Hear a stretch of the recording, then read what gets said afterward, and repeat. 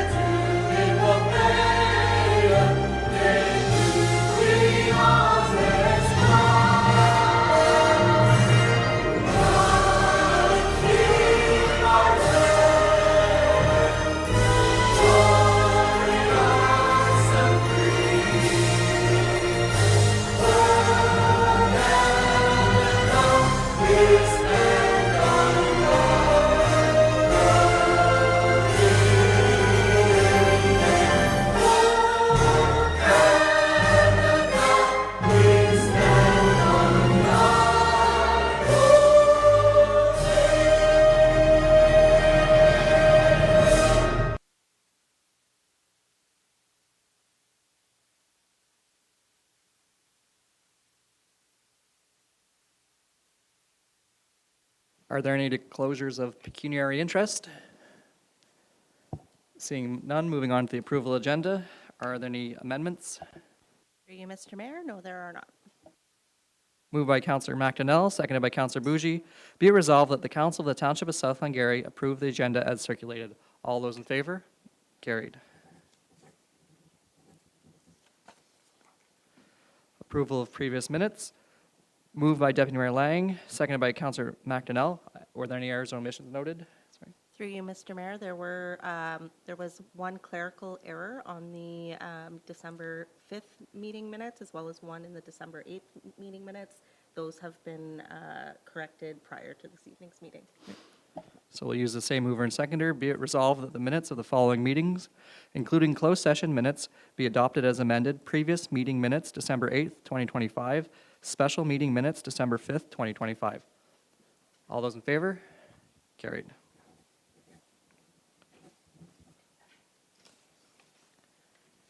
We will get into our public meeting, zoning bylaw 11, 2025, 1599-0955, Canada Inc.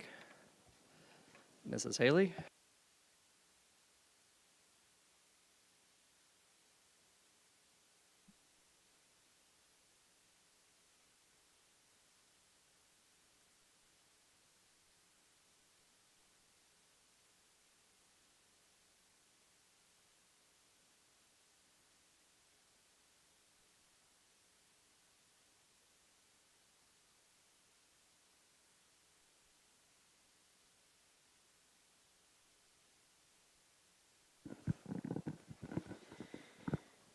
Okay, good evening, Mr. Mayor and Council. Welcome to our public meeting this evening.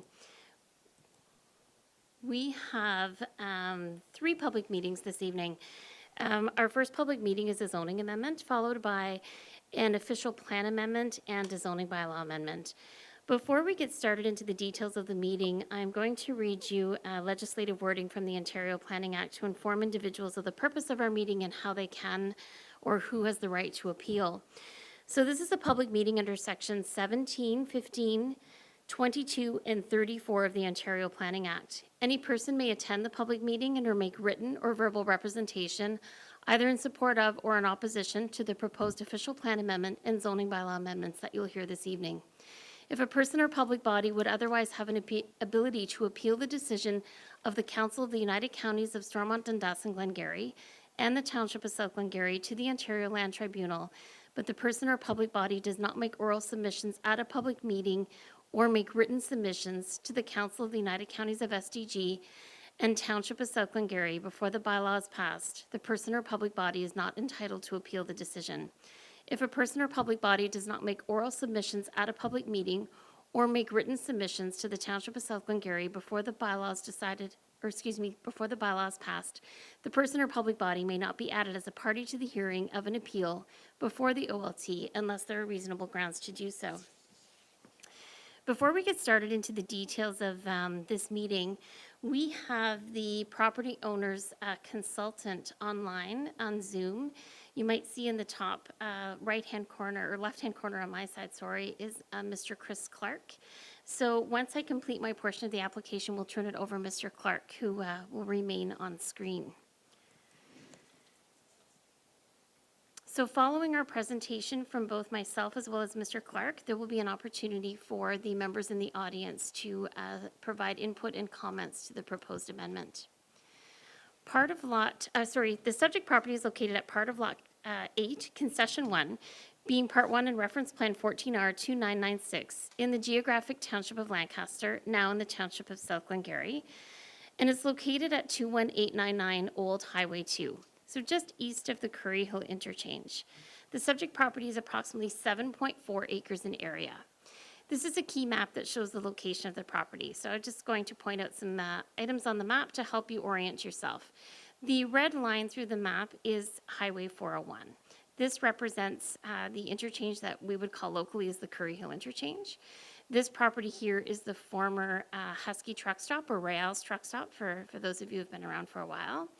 The property right here is currently under construction for a proposed frozen food warehouse, and the area identified in black is the subject property. The purpose of the zoning amendment is to rezone the subject property from highway commercial to light industrial. The subject property currently contains 2 existing structures, and these structures have been previously used for various uses, being vehicle and tractor trailer repair, storage, a variety of sales, and an office with a residential unit above on one of the structures. At this time, there are no new buildings or structures proposed on the subject property. All other requirements of our zoning bylaw 3809 will continue to apply if this zoning amendment is approved. Now I have a variety of photos to show you. So you're going to see this is one of the buildings that's located to the left. There's a fence that was erected fairly recently on the subject property.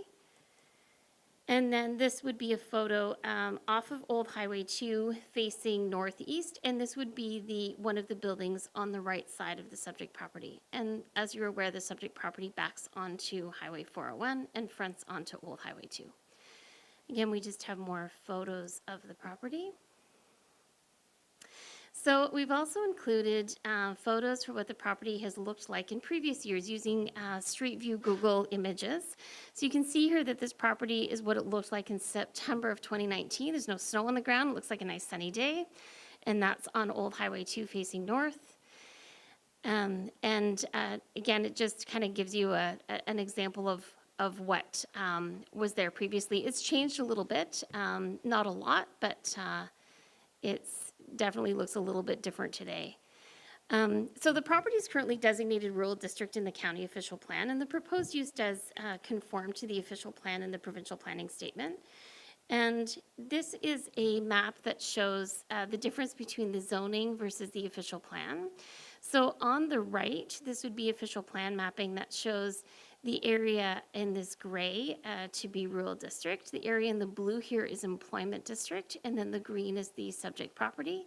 And the map on the left is the area that shows the different zoning in the area. So this is rural. The subject property is currently zoned highway commercial, as we mentioned.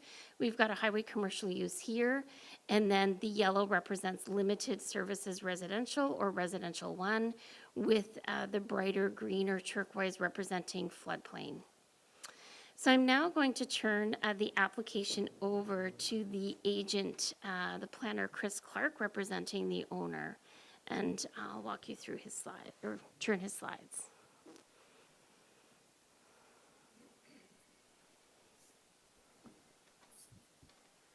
Thank you, Joanne. And through you, Mr. Chair, my name's Chris Clark. I'm with Aegis Canada, and I'm the agent for the applicant, Mr. DeMarte. So I've prepared a few slides to just kind of go through. So if you can flip to the next slide, please, Joanne. This is just an aerial view, current aerial view of the subject property.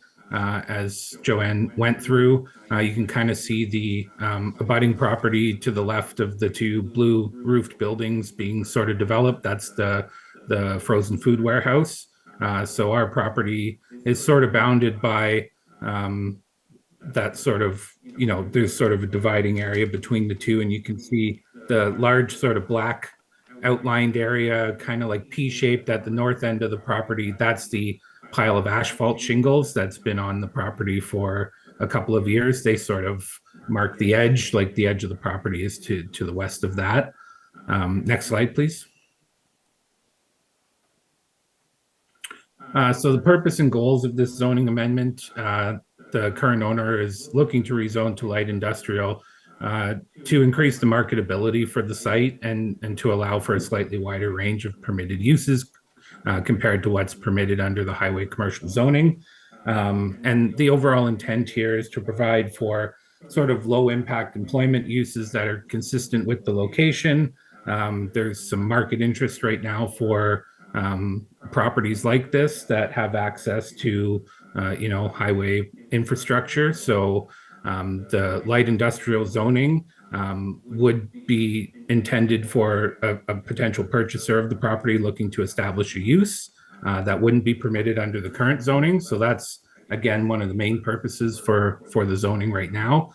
And as part of that sort of future application, which I'll provide a little bit of detail too, but I mean, right now it's conceptual. We have a site plan that would be pending if the zoning is approved. So, I'll kind of keep it, lower key for now without providing too many details. But essentially, as part of the sale, those asphalt shingles would be removed and before the new use is established.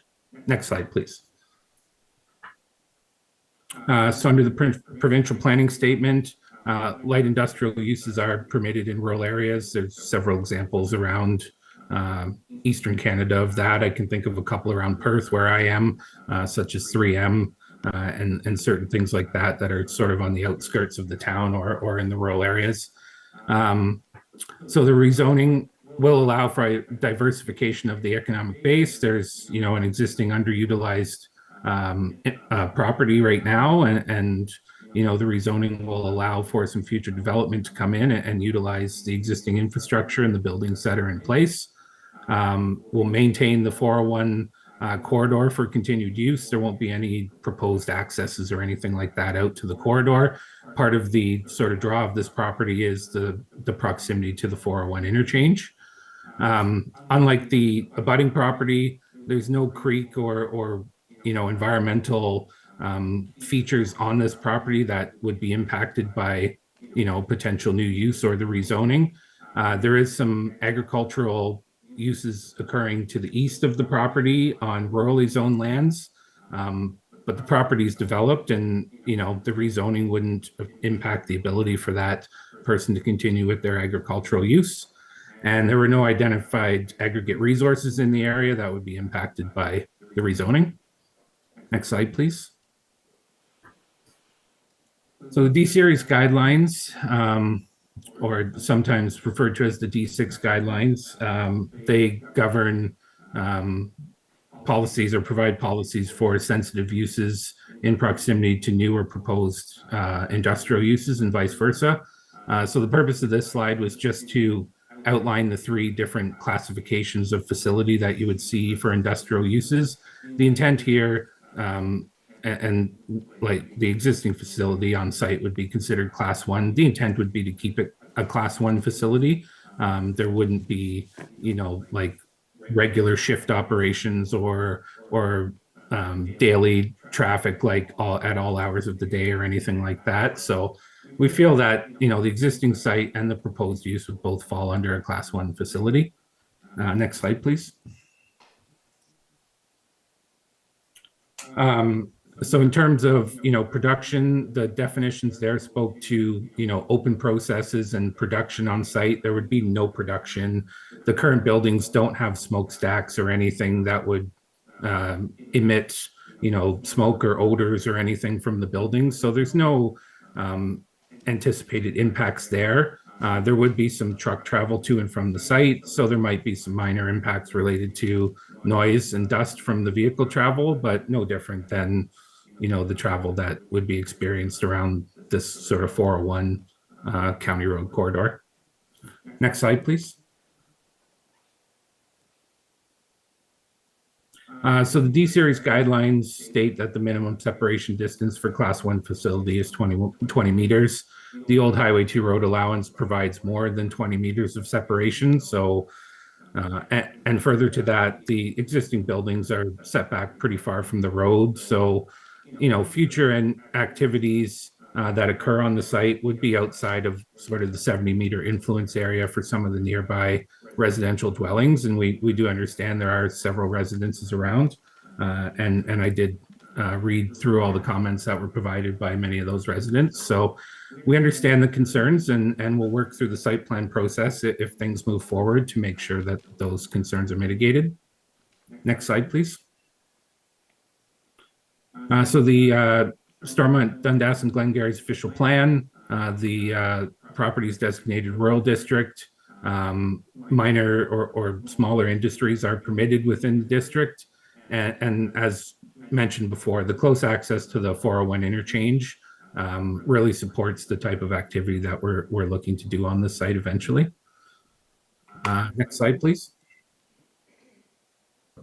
In terms of the zoning bylaw, we're proposing to go to a light industrial zone. The site has ample space to provide for any parking and loading that would be needed. There's enough road frontage, there's enough area to meet the requirements of the new zone.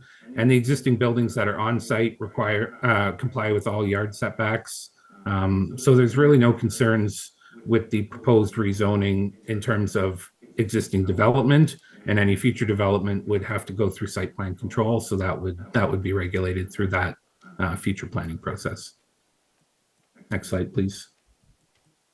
And that's it for my presentation. I just wanted to provide some context there, and I thank everyone for the opportunity to speak. Thank you. So I'll continue, Mr. Mayor. So part of our process is we're obligated to circulate applicable agencies and as well the neighboring property owners. So the agencies that were circulated that we're waiting or have received comments or are waiting comments for are the Ministry of Transportation. The Ministry of Transportation has provided comments, and they can support the proposed rezoning. And we are currently awaiting comments from the United Counties of Stormont, Dundas, and Glengarry Transportation Department. To date, we have received 17 written comments, and basically that was at 4 p.m. today. So if more have come in, I apologize, but we'll continue monitoring those comments and accounting for those comments, and we'll consider them when writing a recommendation and a report to council. Just to summarize the comments that have been received to date is basically regarding the current storage of the waste materials, the possibility of noise, odor, visual pollution, environmental impacts, road conditions, land use compatibility with the existing residential land use, traffic and impact studies and traffic safety, and possible perceived impacts on property values. So this zoning amendment application will be subject to a decision of council. A staff report, including a recommendation, will be brought to council for a decision in the near future. I can't commit to exact meeting date at this time, but it will be brought to council within the next couple of meetings, I'm assuming. And at this time, we have completed the presentation. So we do ask any members of the public that wish to speak that prior to speaking that they state their name and their property address for their records before providing any comments. And that's just so we can take down accurately where they are located. And if anybody wishes to provide any comments following tonight's meeting by email or by contacting me at the office, you're certainly welcome to do so.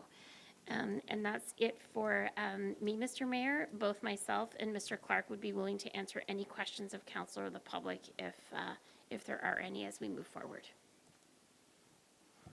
Thank you very much. And just on our side, this is no decision will be taken tonight. I think you've said that already, but just we are accepting and hearing opinions on the matter. It was noted name and civic address. That is done at this lectern or podium. You use it by clicking the gray button. It'll go red. Please speak into it. We record our meetings as well as some people watch online. I myself started talking here. Nobody could hear me, so I've had to learn how to kind of eat the microphone. So I pass that knowledge on to you if you're a soft speaker. We have had a few of these before. Just a reminder of decorum. I do have a priority button. If we get out of line anyone, I'll be glad to turn it off. But we are ready to accept all opinions and thoughts. I'll go to council first to see if there's any questions of the presentations. Councillor Bougie and then Councillor Jaworski. Through you, Mr. Mayor, this is a question for Ms. Haley. In regards to the whole process, if this was to be approved to go to light industrial from highway commercial, we can put in certain conditions such as cleaning up the shingles appropriately, properly, and being disposed of. And maybe just talk about some of the potential uses that could happen if we do change it to light industrial, because there is a lot of potential uses, but I don't know, Mr. Clark wants to talk to some of those or what the potential of this site would be, going from highway commercial to light industrial. Through you, Mr. Mayor, thank you for the question, Councillor Bougie. In regards to addressing the debris that's on site, we cannot do conditional zoning. So if council were to consider to approve the zoning amendment, it can't be based on subject to the property being, or the asphalt shingles being removed within a certain period of time. So that is a different matter that would be outside of this zoning amendment process. In regards to examples of permitted uses that could be added to this property if the zoning were to change, I can give you an example, but at this point in time, we're receiving a zoning amendment application for additional uses to be added to that property, as you heard Mr. Clark indicate. And so examples of these additional uses, and I'll just go through some examples that are currently in our bylaw.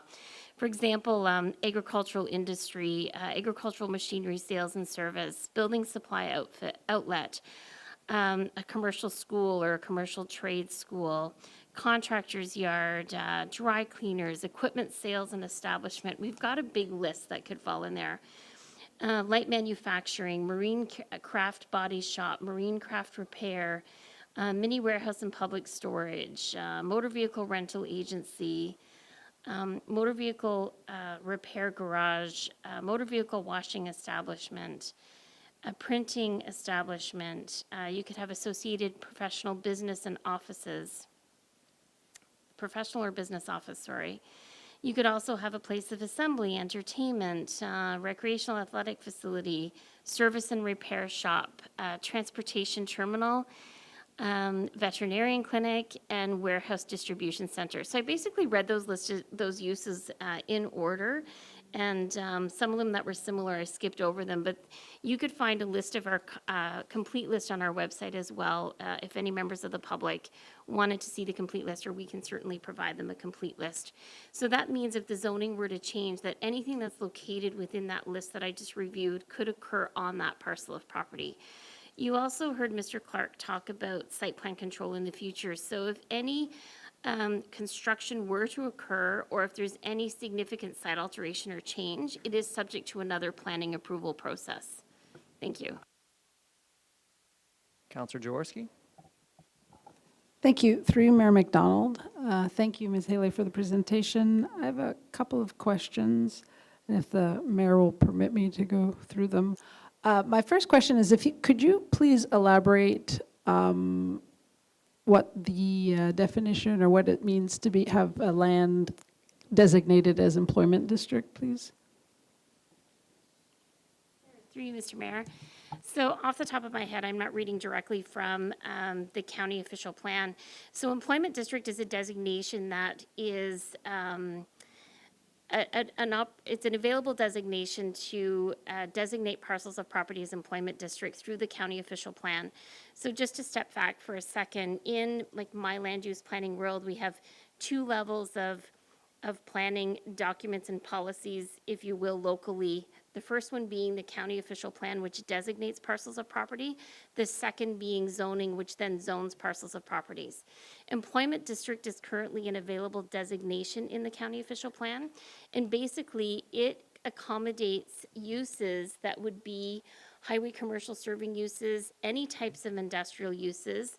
They're generally found along county roads where county roads are built to move traffic. They're found around the 401 interchanges, 401 corridors. You wouldn't normally put an employment district within, let's say, a village or on an under-constructed, underutilized township road, et cetera. That's kind of the easiest way for me to answer that without getting into a lot of detail. Sorry, not having the policies directly in front of me. My next question is, in the presentation, the planner for the applicant was referring to like the different classes of industrial use.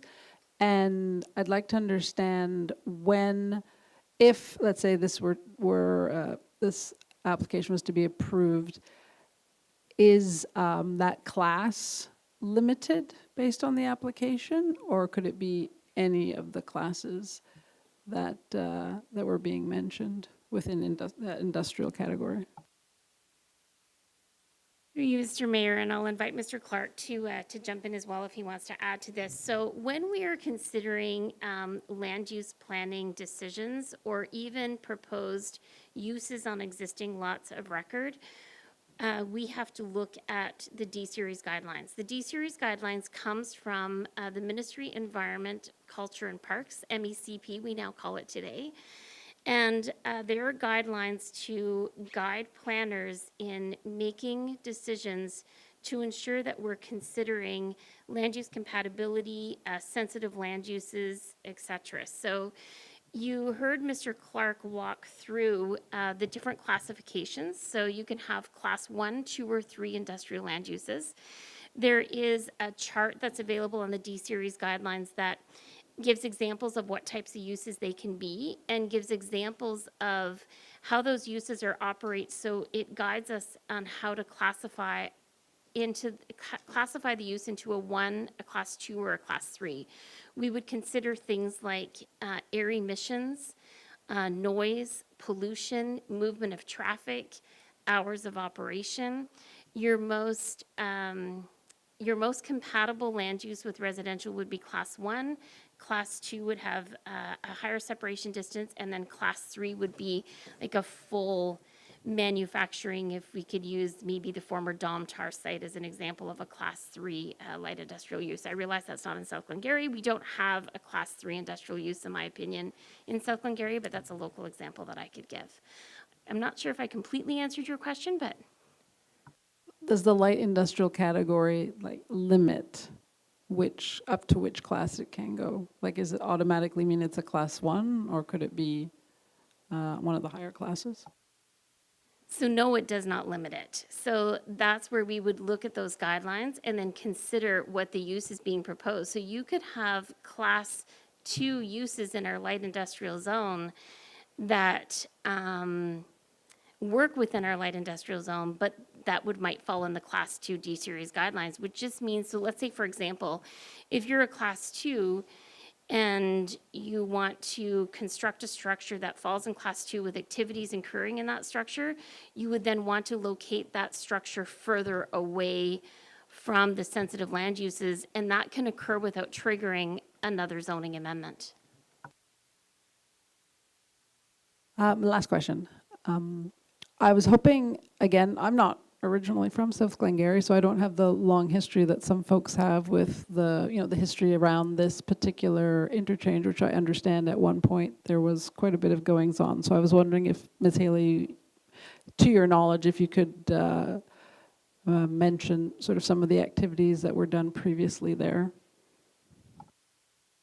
Sure, so I can do that to the best of my abilities. I have been working with the municipality now for 20 years and grew up in the area and was part of the area. And for those of you who've been here for a long time, you can remember Rails Truck Stop. Rails Truck Stop was located on the north side of Old Highway 2. between Old Highway 2 and Highway 401, just on the east side of the county road, Fourth Line Road.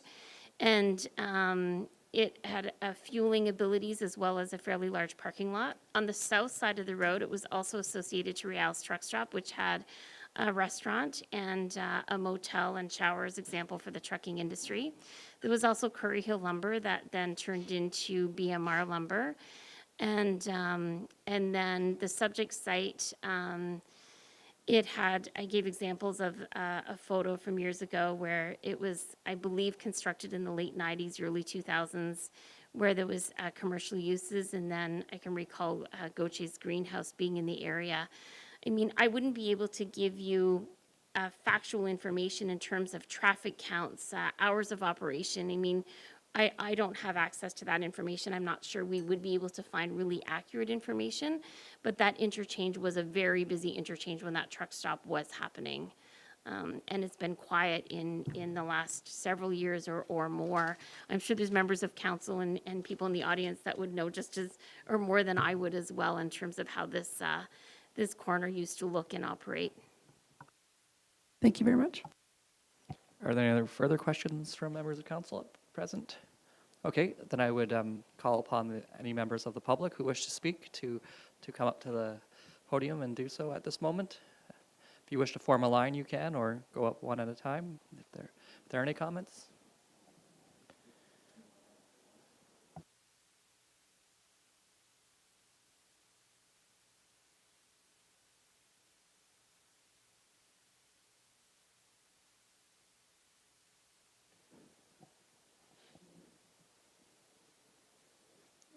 So as you're coming up, it's just the gray button at the front, and then speak close to it. It will turn red when it is on. Hey, it's silver. It is silver, thank you. That's so silver button, and then your name and your address, please. Okay, my name's Tony Oliver. I live at 21890 Old Highway 2, directly opposite the Joe Moore property. I guess I'm a little disappointed that there can't be any more careful control over the waste material that's at the rear of the property. There are admittedly a lot of rumors flying around about it, but I've heard that it's kind of like an iceberg. So what you see above the top is not the full extent of it. I was told that it was excavated 5 foot down, and as part of the process we went through, we had a very knowledgeable gentleman involved when we were talking about the adjacent property, and his opinion was that there were likely toxic materials in there. I do understand that somebody's had to walk round and say no, but I think that's a big concern. And the other thing is, here we are again. You know, we're in, what we thought was a quiet residential area. Yes, that was a commercial property, but the property opposite us wasn't. It's now commercial, now industrial. We're now going to have another industrial property. And although I'm assured that this doesn't create precedents, I just feel it isn't true. The gentleman, Mr. Clark, made careful reference to the fact that the property next door was already industrial. So, who's going to buy the farmland next door to that? I think it's just destroying us.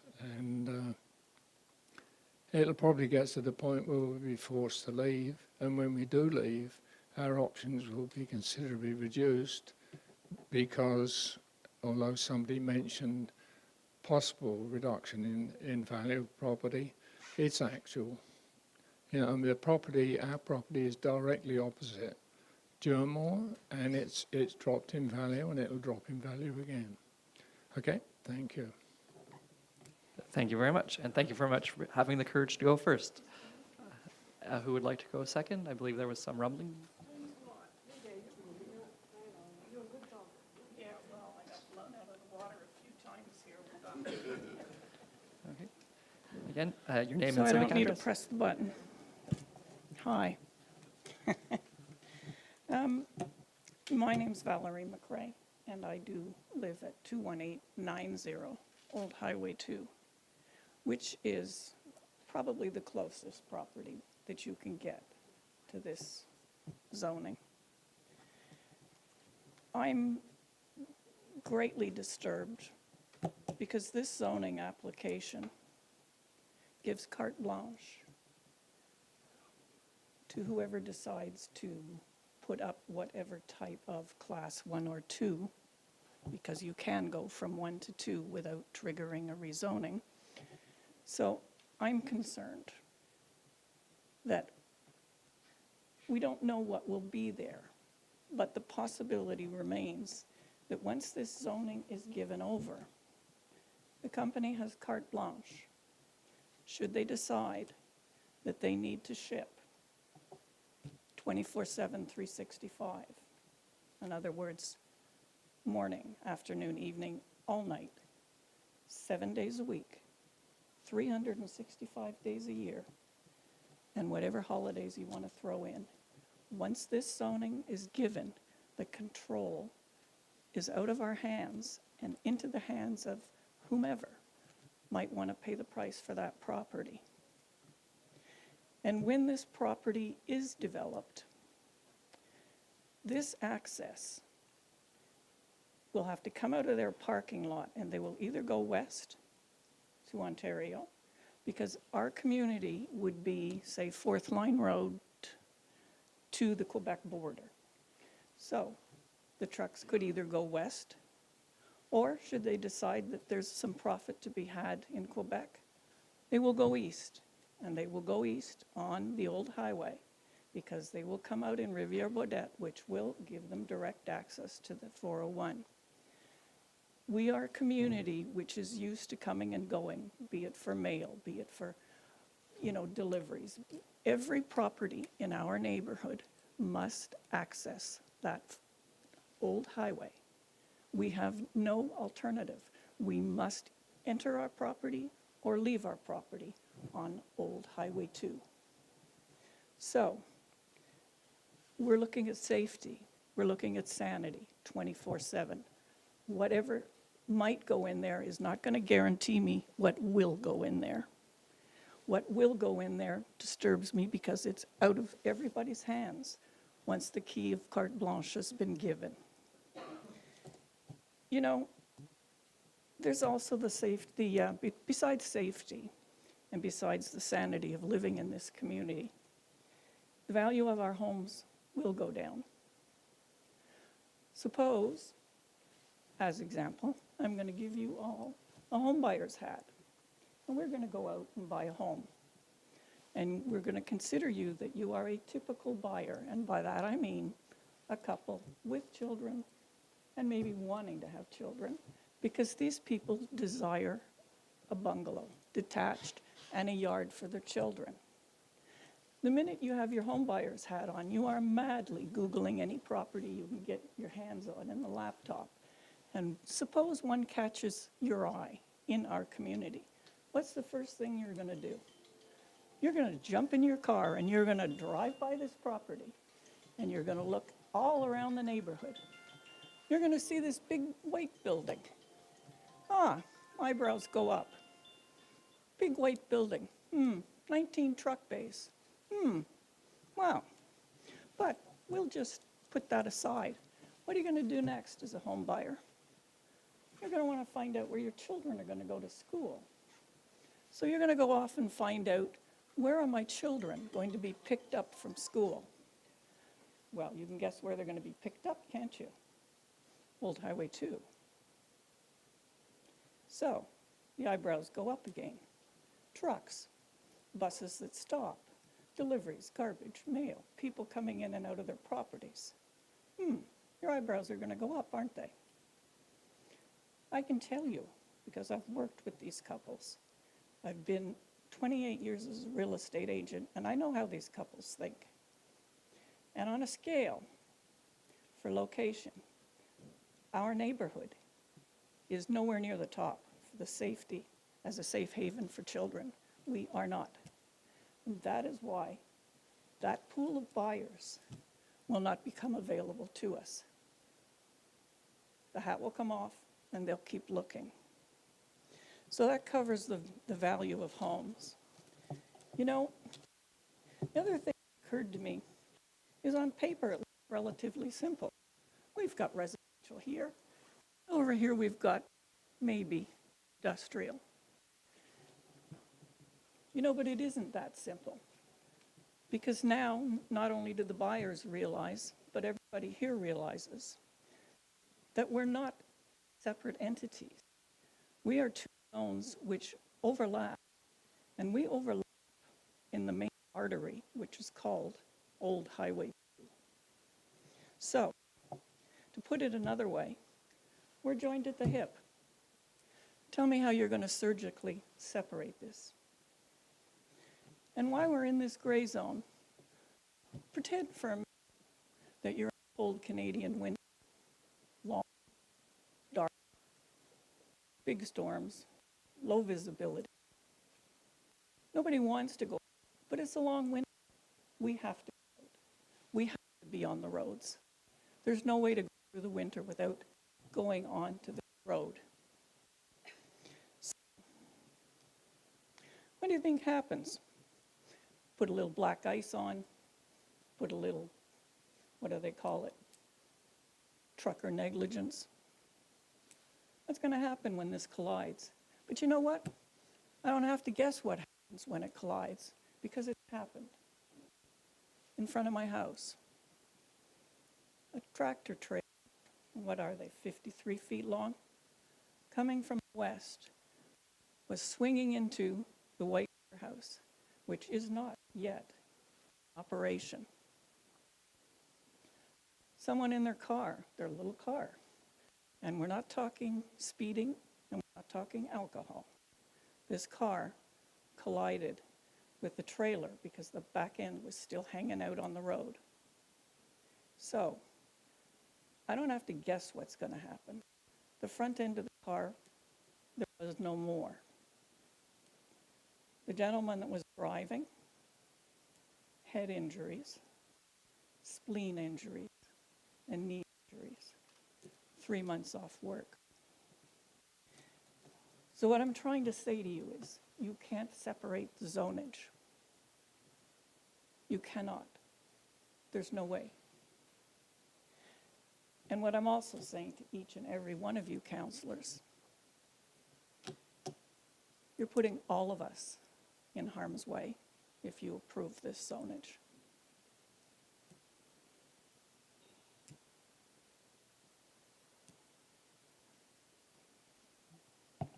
All right. Question. Do you, each and every one of you as councillors, do you have the power to refuse this application? I believe as a change of use, we do, but we're supposed to receive questions and comments, so I need to know this. I can, Are we'll we go to wasting our time here? Mrs. Haley. If council wish to not provide this changing of zoning, we have the power to say no. Am I correct in that? Yes. Yes. Thank you. You're a sweetheart. You're terribly knowledgeable. You can talk circles around all of us, but you're fair. You know, I appreciate fair. A lot of people in the community won't come here because they feel that they're wasting their time. You know, there's always two sides to every story. But we are a residential section. We need to survive. As I told you, Joanne, I'm not good with blood. All right, thank you. Would there be another person in the public who wishes to speak? Please do. Again, I think the mic is on. We might just exchange it because I think it's blinking. Name and address, and then please present to council. Thank you. My name is Nelly Güttinger, and I live on Old Highway 2, 21912. I'm directly hurt with that zoning situation here. Talking about safety, 2 weeks ago I just had a heart attack, and the ambulance, the firefighter came, ambulance came, and yeah, I'm wondering what happens if there are trucks, if there is a traffic from the companies, whoever comes there, if there is any way to pass if we have a situation like mine. And another thing is talking about, talking about the safety in general in the summer. Every week, at least every week, police, ambulance, everything passes my road towards Quebec. There is a bar on the Quebec border. We have a lot of drunk people they coming through. We have a lot of speeding there.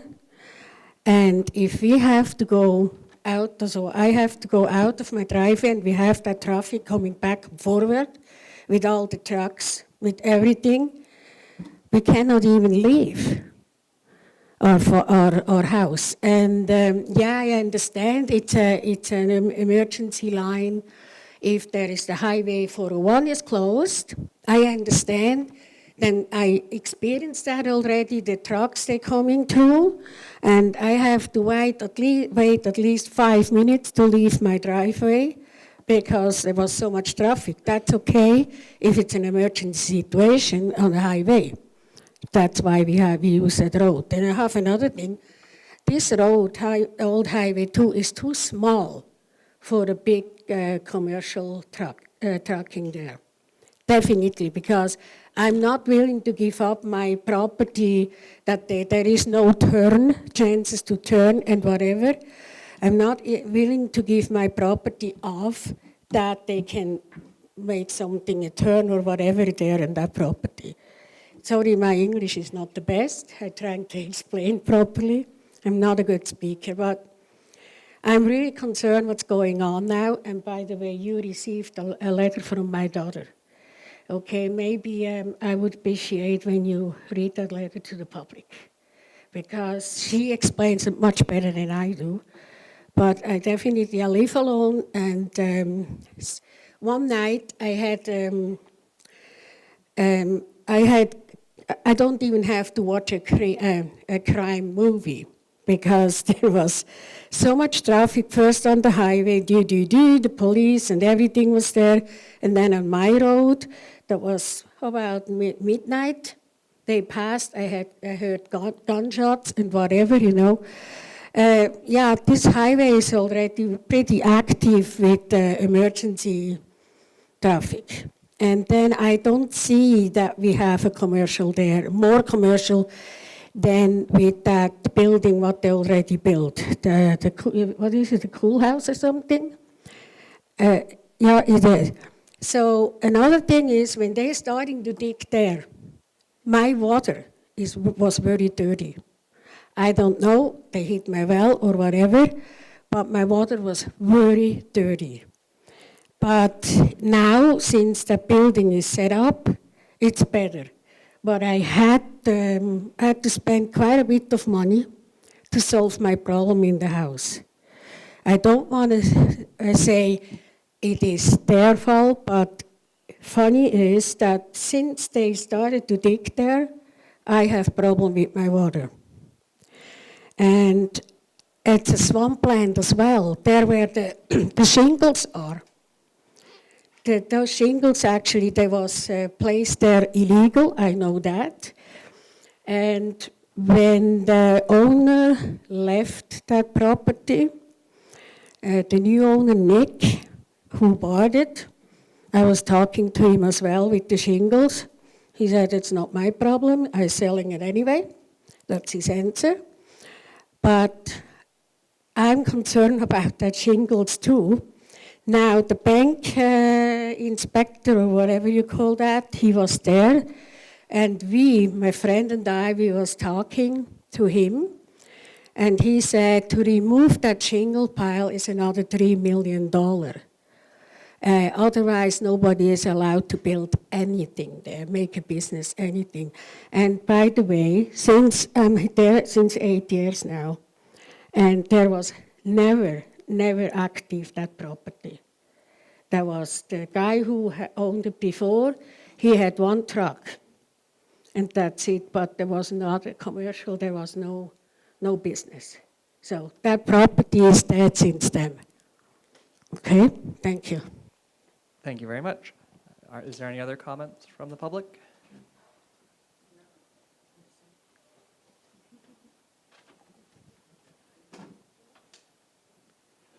All right. I'm told not to rush people whenever I took a course on that. Okay, good, there. Perfect. If you could please come up to the, But I speak French, but if you could come to the podium. you know, last week. And just your name and number. Okay. My Not name- number, sorry, name and civic address. My name is Hélène Nizan, Hélène Baudouin, and my address is 21902, all the way to, in front of the building also.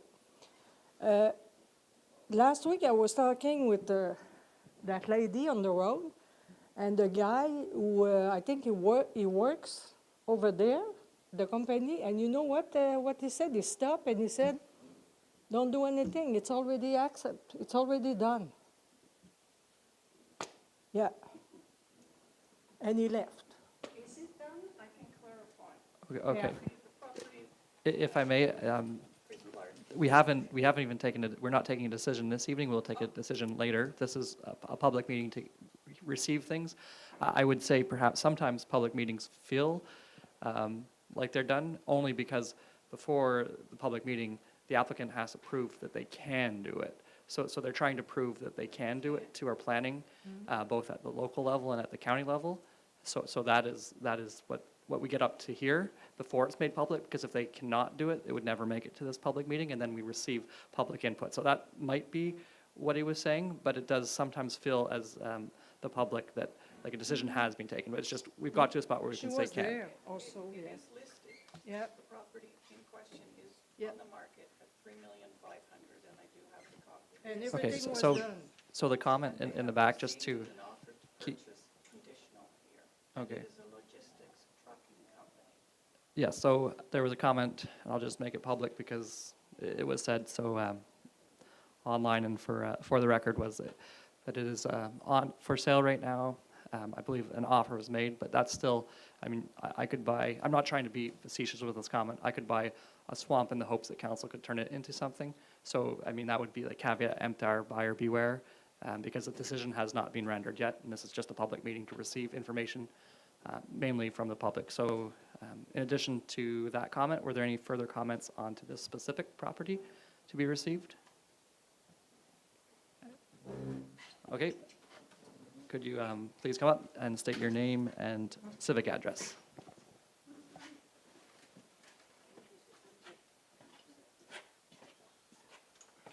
What button do I push? The button's already on, just bring it It's to. on? Yes.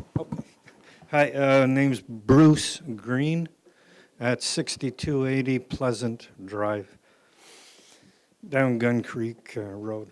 The question I have pretty much is the pile of crap that's on that property, the shingles or whatever you want to call it this week. Can that be removal of that contingent upon the sale? Yes, you buy the property, you got to get that crap off of it. If I may, I'll just put it to Mrs. Haley because I'm not in planning or real estate. Thank you for that question, Mr. Green, and through you, Mr. Mayor. So the answer to that is no. We can't make the offer to purchase conditional upon it being removed. Perhaps the owner can. Through the zoning amendment process, we also can't make them remove it as well. It's a different issue. So I'm sorry that that's the answer, but that's the honest answer. It's been there for about 10 years that I know of, maybe. came in under darkness and probably in from Quebec. Take Take it out. If I may ask, just a follow-up to see if there is any answer, because I don't want to, in case the question wasn't asked right, is there any process along this way that we could ask them to, like site plan control or something along that line, where we could have that condition, just to be clear for everyone? So that's an excellent question. That's an excellent question, Mr. Mayor. So, I mean, let's say today, with the property being zoned highway commercial, and you had a buyer that wanted to utilize that site within the permitted uses and needed to access that space, they would have to remove that pile to utilize the full, 7.4 acres of property. So it's really going to be up to a buyer to remove it. There has been, over the years, complaints filed and complaints with the local Ministry of Environment office, and they have an open file regarding this matter. I know members of the public, I'm not sure if the audience members here this evening have been part of that, but I am aware of our local ministry office working with concerned citizens on this matter. And so it's something that I'm sure if an owner wants to develop that parcel of property, it might be addressed sometime in the future, but we are not going to be proposing any conditions on it being removed. Okay, thank you. So that does answer that specific question. Do you have Councillor McIntyre? Through you, Mr. Mayor, just a question to Ms. Haley on that. We're not proposing any conditions to remove the shingles at this point because we can't, correct? It's not within our purview or our ability, correct? So through you, Mr. Mayor, it would be best for us to clarify with the ministry in terms of where their open file stands, and that's something that we can do in the office to give you a better answer.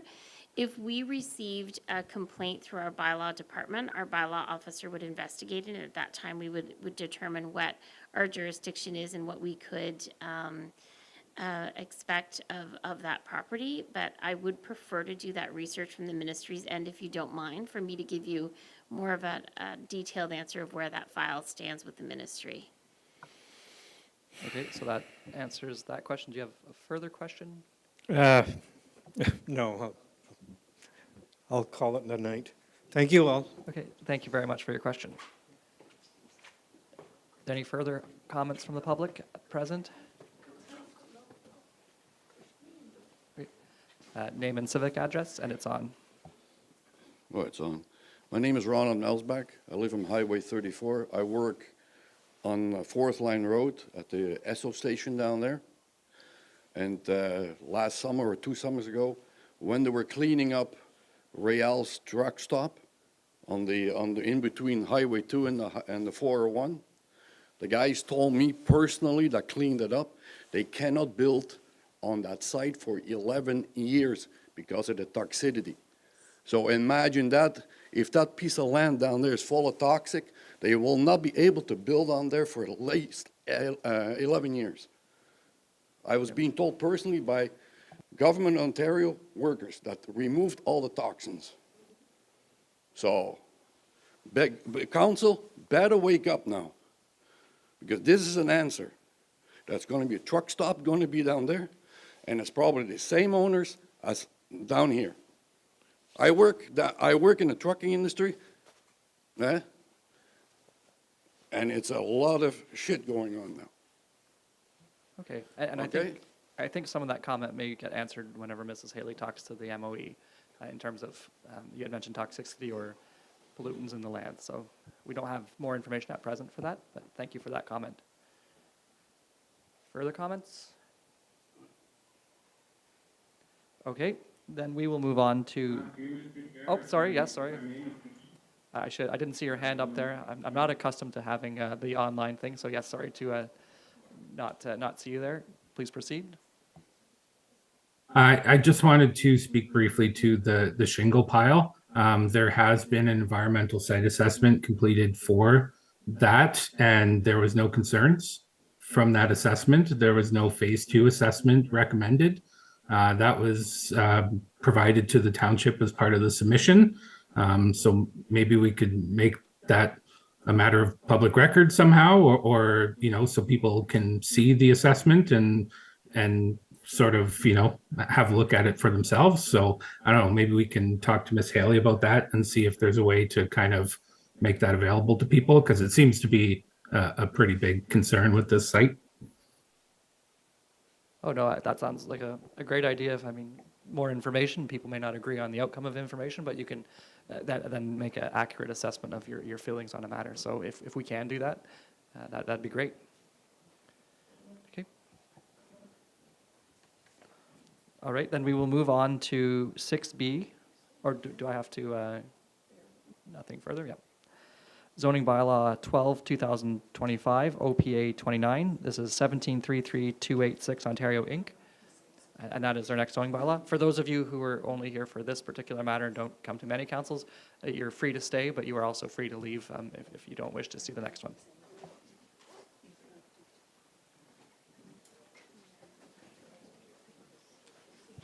And we'll just provide a moment for those who want to leave to leave.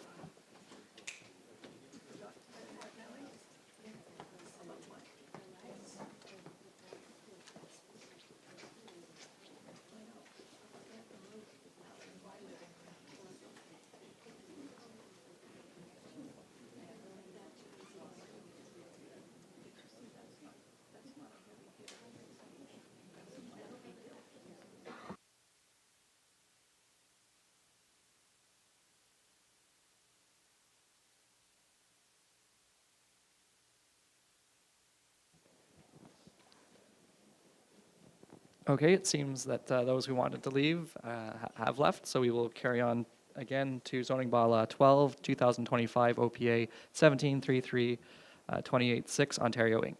Mrs. Haley? Thank you, Mr. Mayor. So moving on to our next application. So before us now is two applications, an official plan amendment known as official plan amendment number 2019 and a zoning bylaw amendment number 12. So the both the United Counties and the township have received an official plan amendment application and a zoning bylaw amendment for the subject property legally described as part of Lot 38 Concession 1, being Part 1 in Reference Plan 14R 573 in the geographic township of Lancaster, now in South Glengarry, and it's located at 5961 County Road 34. The United Counties, so I'm going to explain to you why we have two guests sitting beside me this evening, because this doesn't happen very often, so it's nice to have them with us. So directly beside me to my right is Lindsay Parisian, who's a planner with the United Counties of SD&G. And then to my further right is Peter Young, who is the Director of Planning and Economic Development Services. Is that correct? So the reason why they're here this evening is because we do have an amendment to the county official plan. And the United Counties is responsible for the official plan.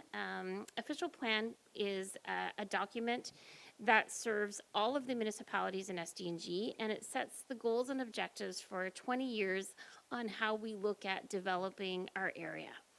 And we also use it as our own planning document. So the meeting this portion of the meeting this evening is going to begin with a presentation from the county planning staff explaining the requested official plan amendment and their position, followed by a presentation from myself explaining the requested zoning amendment. And we're also going to introduce the applicant's planner. The applicant's planner, Mr. Singh, is available online through Zoom, and he will be speaking to the reason for his client's request, and then we'll open it up to the members of the public to speak. So at this time, I'm going to turn it over to Ms. Parisian for her to walk us through the county official plan components. Thank you. Thanks, Joanne.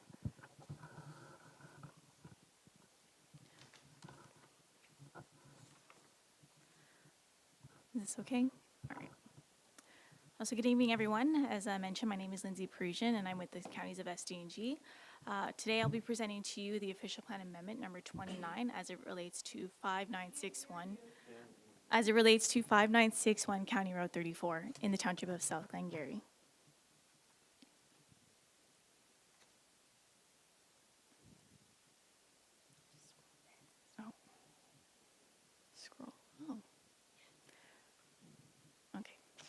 Sorry about that. So first, this slide is just to give you an overview of my presentation for you this evening. First, we'll be looking at the site itself, looking at some of the existing site conditions as well as the surrounding land uses, followed by the proposed official plan amendment application itself, as well as some supporting studies that were submitted as part of the application package. Hopefully this is better, oh, much better. Following the actual official plan amendment application, we'll then look at some of the applicable provincial planning statement policies and provincial guidelines, as well as the official plan policies that apply to this specific application. Then we'll look at some of the comments received today, as well as summary of findings, and as well as next steps. So this is an aerial view of the property itself. As mentioned before, the property is known municipally as 5961 County Road 34 in Lancaster. As you'll notice on this aerial view image, there is some natural heritage features that currently reside on the property. As you see more towards the rear, you'll have Finney Creek Drain, which bisects kind of the property towards the rear, but it fronts along County Road 34. This slide gives you a brief summary of the existing site conditions. So looking at the site itself, and this is really just a desktop review that we've conducted here. The site is currently designated as agricultural resource lands. It is located outside the urban settlement boundary of Lancaster. It is currently zoned as agricultural, and it is approximately 5.3 hectares in area, so that equates to about 13.13 acres. It is currently vacant, and as mentioned, there is Finney Creek Drain that bisects the property towards the rear. According to the Canada Land Inventory, the soil classification for the site is Class 2 and Class 5, and the site is approximately 1.8 kilometers away from the nearest Highway 401 interchange. So I wanted to give you a quick image of the CLI soil classification. As you notice in this image, the majority of the property is actually classified as Class 2, which is that yellow beige coloration that you see on this image. However, the more greenish tone is where Class 5 would be situated on the property. Class 5. And before I leave this slide, so there is a bit of an order priority for protecting farmland, and this is straight out of the provincial guideline document. First order priority is protection of specialty crop areas, followed by lands that are classified as 1, 2, or 3, and which are considered higher priority agricultural land, followed by Class 4 through 7, which are considered lower priority agricultural lands. These are just some recent photos of the subject site itself. For those of you who are, just to give you a bit of context, these images are taken from County Road 34 looking onto the site itself, and these are recently taken in December of last year. So the surrounding land uses for the subject property, as you'll notice in this aerial image, there's agricultural lands to the south, east, and west. However, immediately to the north, there is a residential land use. When you look further north of the subject property, it too is also agricultural land uses. So now looking at the proposed official plan amendment number 29, this application was submitted by the applicants to permit a site-specific exception to the agricultural resource land use designation. And this is to accommodate a transportation depot facility for trucks and farming equipment, along with trucks and trailer parking uses for the subject lands.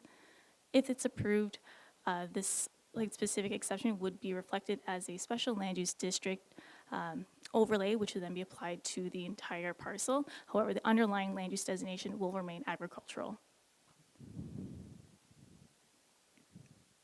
As part of the application submission package, we received a planning rationale and justification report.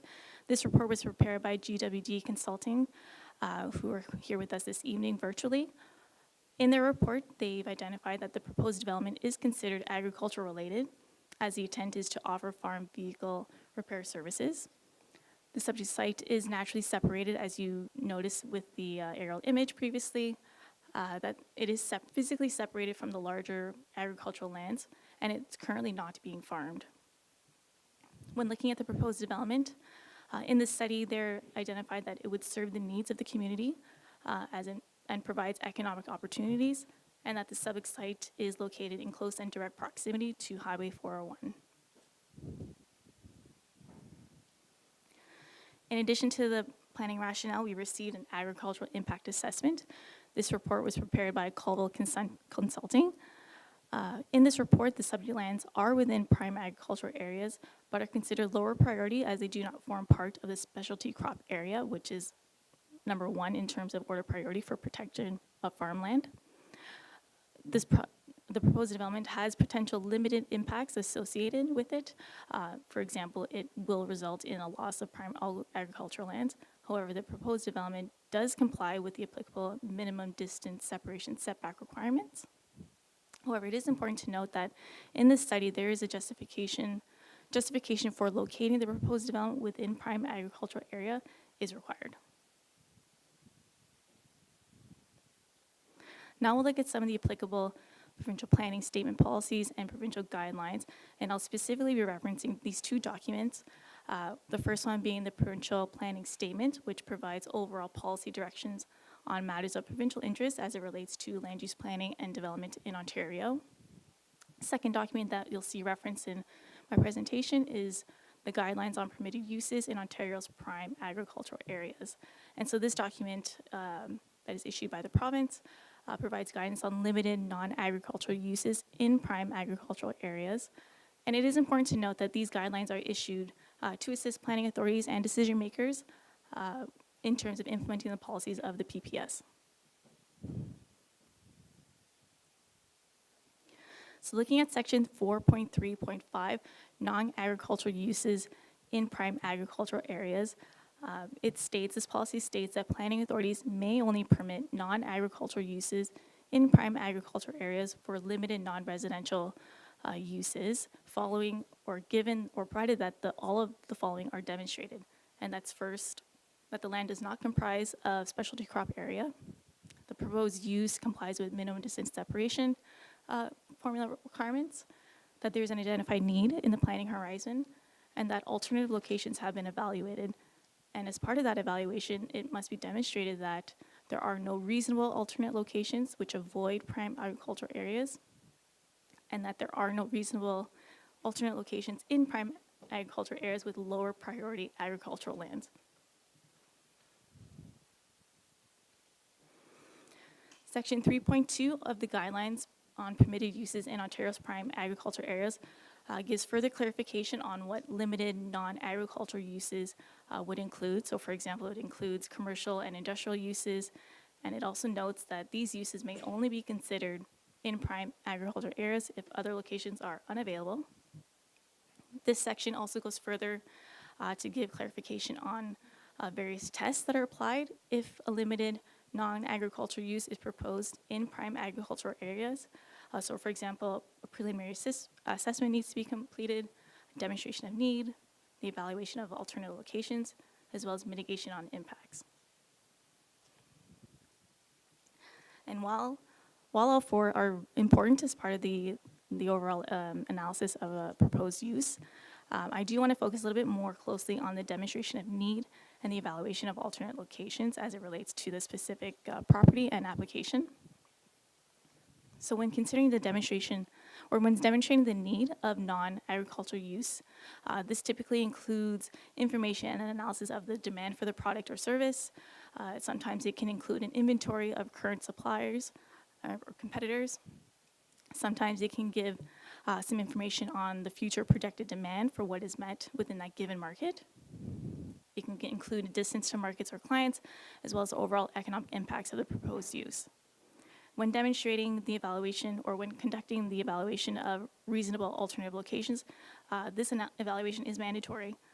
And from my understanding of this, this test is that there is a bit of an order priority in which applicants must evaluate alternate locations. So first, you want to look at lands outside of prime agricultural areas, followed by sites within settlement areas, and on rural lands within that geographic area. And if none of these are available, lower priority areas within the prime agriculture areas can be identified and evaluated. And on page 41 of the guidelines on permitted uses, it specifically states that arguing that applicants only own one site or that sites in settlement areas are unaffordable for the proposed use are insufficient reasons and should not be considered adequate justification. And that is a direct quote statement from that provincial guideline document. So the next series of slides, what I've done is prepared a series of examples. By no means is this a comprehensive evaluation of alternate locations, but what I wanted to provide you this evening is just more of a desktop review on some alternate locations that could be considered as part of that evaluation. So on this slide is our first example. This example is a property located within Lancaster. It is currently designated, it's south of Old Highway 2 and north of the Highway 401. In the official plan, it's currently designated as agricultural resource lands. It is outside the urban boundary, but it's directly adjacent to a property that's within. It is currently zoned as agricultural. The total lot area is approximately 13.5 hectares in total area. It's currently vacant, and according to the soil classification CLI inventory, it is class 2 and class 5 as well. And the approximate distance to Highway 401 to the nearest interchange, it's approximately 350 meters. The second example that I have prepared for you this evening as an alternative location that may be considered is an example from Curry Hill. Just quickly looking at some of the property details, it is currently designated as rural district. It is outside the urban settlement boundary. There is a proposed rezoning on the application. Okay, just again on decorum, I think it's good to have a maybe moment of feeling, but I think just please, these are professionals. Thank you. Thank you. So there is a proposed rezoning on this property. As we're all aware, it is currently zoned as highway commercial. However, there's proposed rezoning for it to go to light industrial. The total area is approximately 3 hectares in size. There are 2 buildings currently residing on the property. The CLI soil classification is class 2. And this property is approximately 650 meters away from the nearest Highway 401 interchange. The last slide that I have for you in terms of alternate locations is in Somerstown. So there's actually 2 sites that we have for you up on this slide. They are east of County Road 27 and north and south of Airport Road. Both properties are currently designated as employment district. They're both outside the urban settlement boundary of Somerstown. Both properties are currently zoned as light manufacturing, and the property actually highlighted north of Airport Road currently has draft plan approval for an industrial subdivision, which has been approved. Both properties are currently vacant. Both properties have a soil classification of class 2, and they're approximately 580 meters from the nearest Highway 401 interchange. Looking at the county's official plan under section 5.3, agricultural resource lands. In this section, if proposals are made for non-agricultural uses, an OPA or an official plan amendment is required in order to permit a non-agricultural use. The lands would remain in the agricultural designation, however, site-specific provisions would apply in order to permit that specific use. And this is intentional. This is to ensure that there isn't a general approval with redesignating properties. We do want them to remain agricultural within the agricultural designation. Some comments that we received at the counties to date were from the Ministry of Municipal Affairs and Housing. They've expressed that the tests that are identified in the PPS as well as the guidelines still hold a status and that they are required. The municipality must be satisfied they must believe that the applicant has demonstrated those 4 tests and that they are satisfied with the results when making their decision. So in summary, I do want to remind everyone this evening that planning authorities may only permit non-agricultural uses in prime agricultural areas, provided that all tests in the PPS and guidelines are demonstrated. From the agriculture impact assessment study, it did note that the subject site is located within a lower priority prime agricultural land, but an evaluation of alternate locations was not provided. The study also notes that vacant rural lands are located approximately 1.6 kilometers away from the subject property, but are closer to Highway 401 than the subject parcel. So in terms of next steps, as it relates to the official plan amendment application, following this public meeting, we'll continue to receive any comments that we may have following this meeting. Staff will then prepare a council report for an upcoming meeting agenda, and as it stands right now, the intent is to bring forward our recommendation at the February 16th County Council meeting, and if approved, the 20-day appeal period will then commence. So that concludes my portion of the presentation. I'll turn it back over to you, Joanne.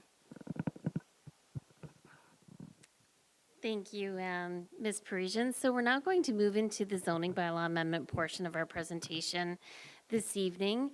So sorry about that. The purpose of the zoning amendment is to rezone the subject property from agricultural to agricultural exception 40 to permit a proposed transportation terminal and a motor vehicle repair garage. And if this were to be considered or approved, all other applicable provisions of zoning bylaw 3809 as amended shall continue to apply.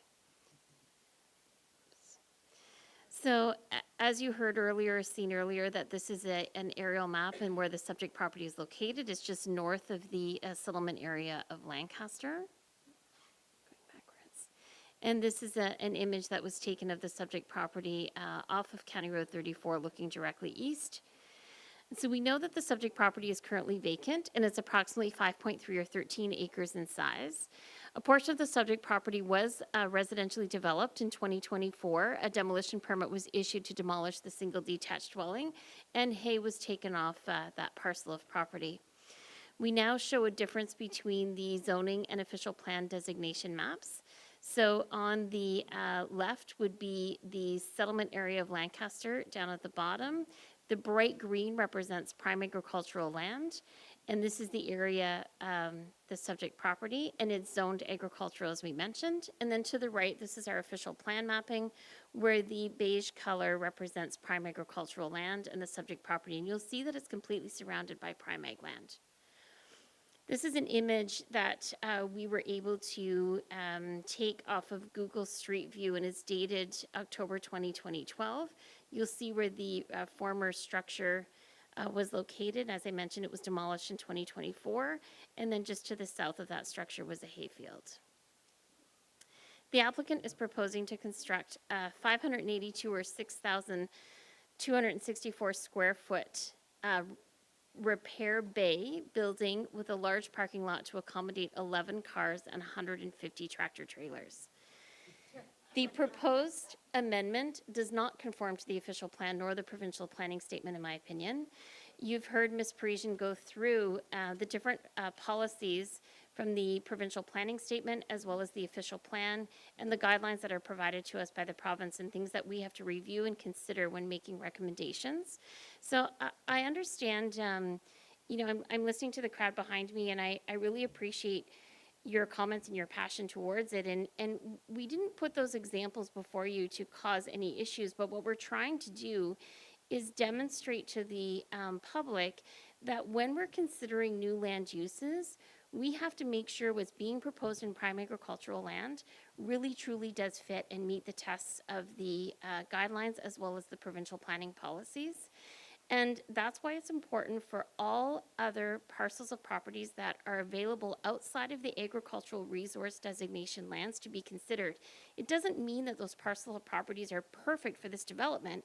It just means that you have to go through that exercise to consider everything. So if we've disrespected anyone's opinion in the audience, I'm sorry for that, but it just gives you an example of things that we have to consider when we're doing our review with planning applications. At this time, the applicant's agent, Mr. Singh, he's a planner for the owner, has prepared a presentation, and we're now going to turn it over to Mr. Singh to provide detailed examples of what the applicant is proposing to do for this property. So Mr. Singh, if you wish to proceed, and we'll advance the slides as needed. Thank you. Good evening, Mr. Mayor. Can you hear me? We can hear you, yes. Okay, perfect. Thank you. And just on a technical sort of issue, the name on the Zoom slide says Harjap Singh, but my name is Andrew Walker. I'm a partner and principal planner with Gagnon Walker Domes. I was trying to get the name changed on the screen, but I wasn't successful in it, so I just figured just leave the screen as is, and we'll proceed. So if I get the next slide, please. So we're here tonight on behalf of 1733286 Ontario Inc., a registered registered owner of the property municipally known as 5961 County Road 34 in Lancaster, in the now township of South Glengarry, in connection with the official plan and zoning bylaw amendment. On the screen, you'll see a surrounding context plan, give a general overview of the location of the subject site. You'll see County Road 34 running from the bottom to the top of the screen, approximately in the middle of the map, and Highway 401 goes from left to right at the bottom of the page, and the subject property itself is highlighted in the red box. Next slide, please. Here's a closer view of the subject site, and it's noted is known municipally as 5961 County Road 34. It's located on the east side of County Road 34, south of Concession Road 1, and is approximately 5.36 hectares, or just a little over 13 acres in size, with approximately 191 meters, or about 627 feet of frontage along County Road 34.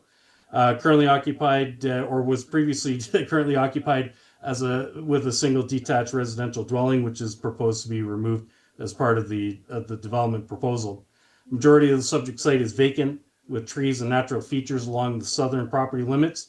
In addition, there's a watercourse feature within the natural area along the easterly limits of the subject site, traveling generally in a northwest to southeast direction, and currently one full moves access point to the subject site from County Road 34. Next slide, please.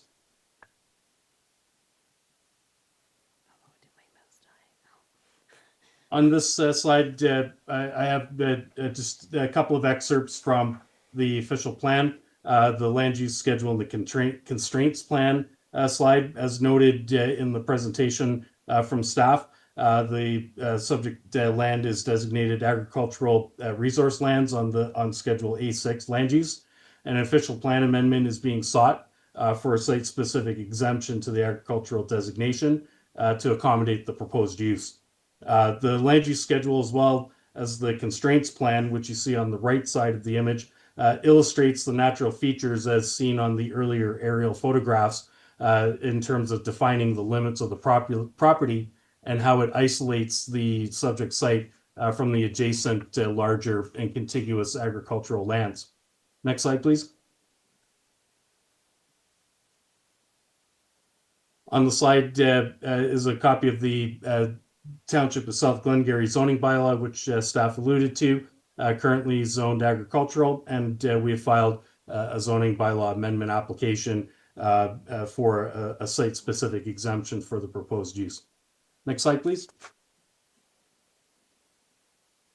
On this slide is an illustration of the proposed site plan. It's proposed that the subject site be redeveloped for a transportation depot with tractor trailer parking and repair bay for both trucks, farming, and heavy equipment, and that will serve to complement existing and planned uses in the surrounding community. The subject site is located on a road that provides easy and direct access to Highway 401 to the south and various east-west connections to the north, including Highway 417. Parking will consist of 11 automobile parking spaces, of which one is an accessible space. And in addition, there are 139 truck trailer parking spaces for a total overall of 150. Access to the subject site will be via one full moves access point from County Road 34 and will be in the general location of the existing driveway access point to the road. The proposed depot and repair facility would primarily be used for the repair bays, the building that is, for the trucks and farm equipment, with space also for the administration purposes of the facility.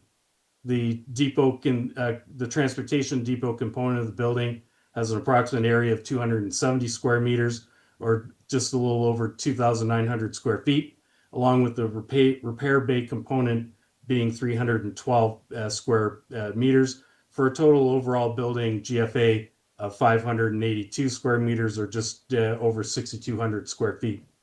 There's no warehousing activities contemplated for the site, and the trucking operation involves primarily long-haul trips. As noted previously, overall, the subject site is approximately 5.36 or just over 13 acres in size. The net developable area of the site for which the aforementioned proposed development will occur is 2.4 hectares or 5.9 acres of the site. The remainder of the property, comprising a total area of 2.96 hectares or 7.3 acres, is comprised of the environmental features described earlier in my presentation.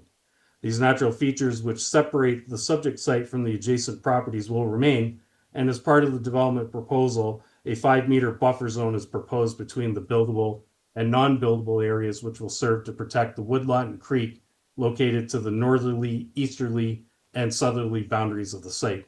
Next slide, please. On this slide, Mr. Mayor, is a copy of the site circulation plan. One of the requirements of the application that we were required to undertake was a traffic impact assessment, and one of the requirements of that report was to assess the site circulation of the proposed parking area to ensure that what was proposed was sufficient to accommodate the turning movements of the trucks within the proposed parking area without conflict. The image on the slide is a copy of the site circulation plan included with the traffic report, illustrating that the site is sufficiently sized to accommodate the turning movements into the site as well as within the site. Of note, there's generous area within the subject site for the trucks to enter and exit, such that no trucks will be queuing on County Road 34. Next slide, please.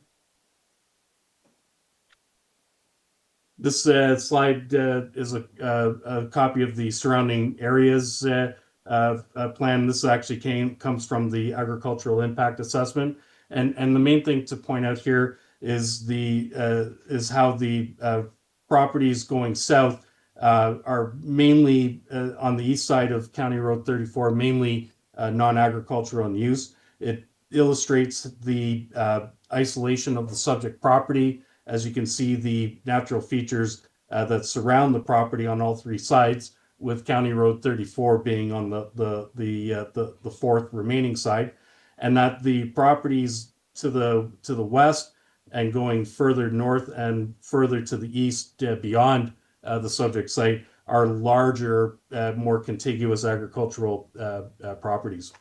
Next slide, please. As noted by staff, there was as part of the formal amendment application that was submitted to the municipalities, a number of technical reports were prepared, including planning justification report, traffic impact study, and agricultural impact assessment, as I had alluded to. Next slide, please.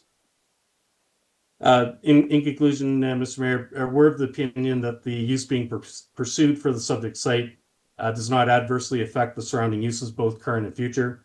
Currently, the lands to the north, west, south, and east are occupied by existing agricultural and associated single detached residential dwellings on large land holdings. The subject site is a smaller parcel with environmental and natural features on all three sides of the property, which has the effect of isolating it from the larger contiguous agricultural parcels that surround it, making it less conducive to farming. The subject site is located on a major road, County Road 34, with ease of access to existing provincial 400 series highways, notably Highway 401. The proposed development also includes various screening mitigation measures, including landscaping, berming, setbacks, and buffers.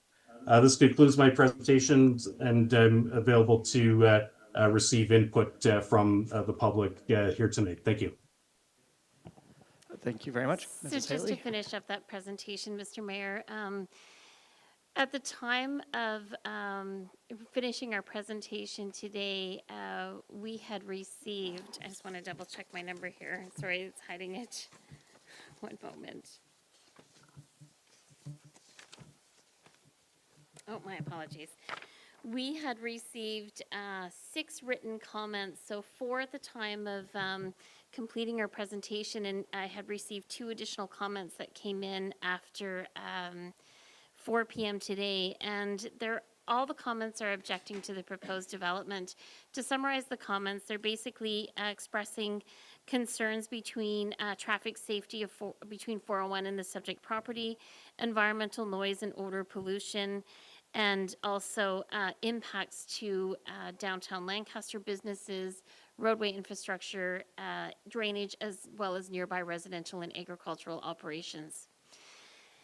This zoning amendment application will be subject to a decision of council. As mentioned earlier by the county planning staff, there's an order of how we handle official plan amendment applications and zoning bylaw amendment applications.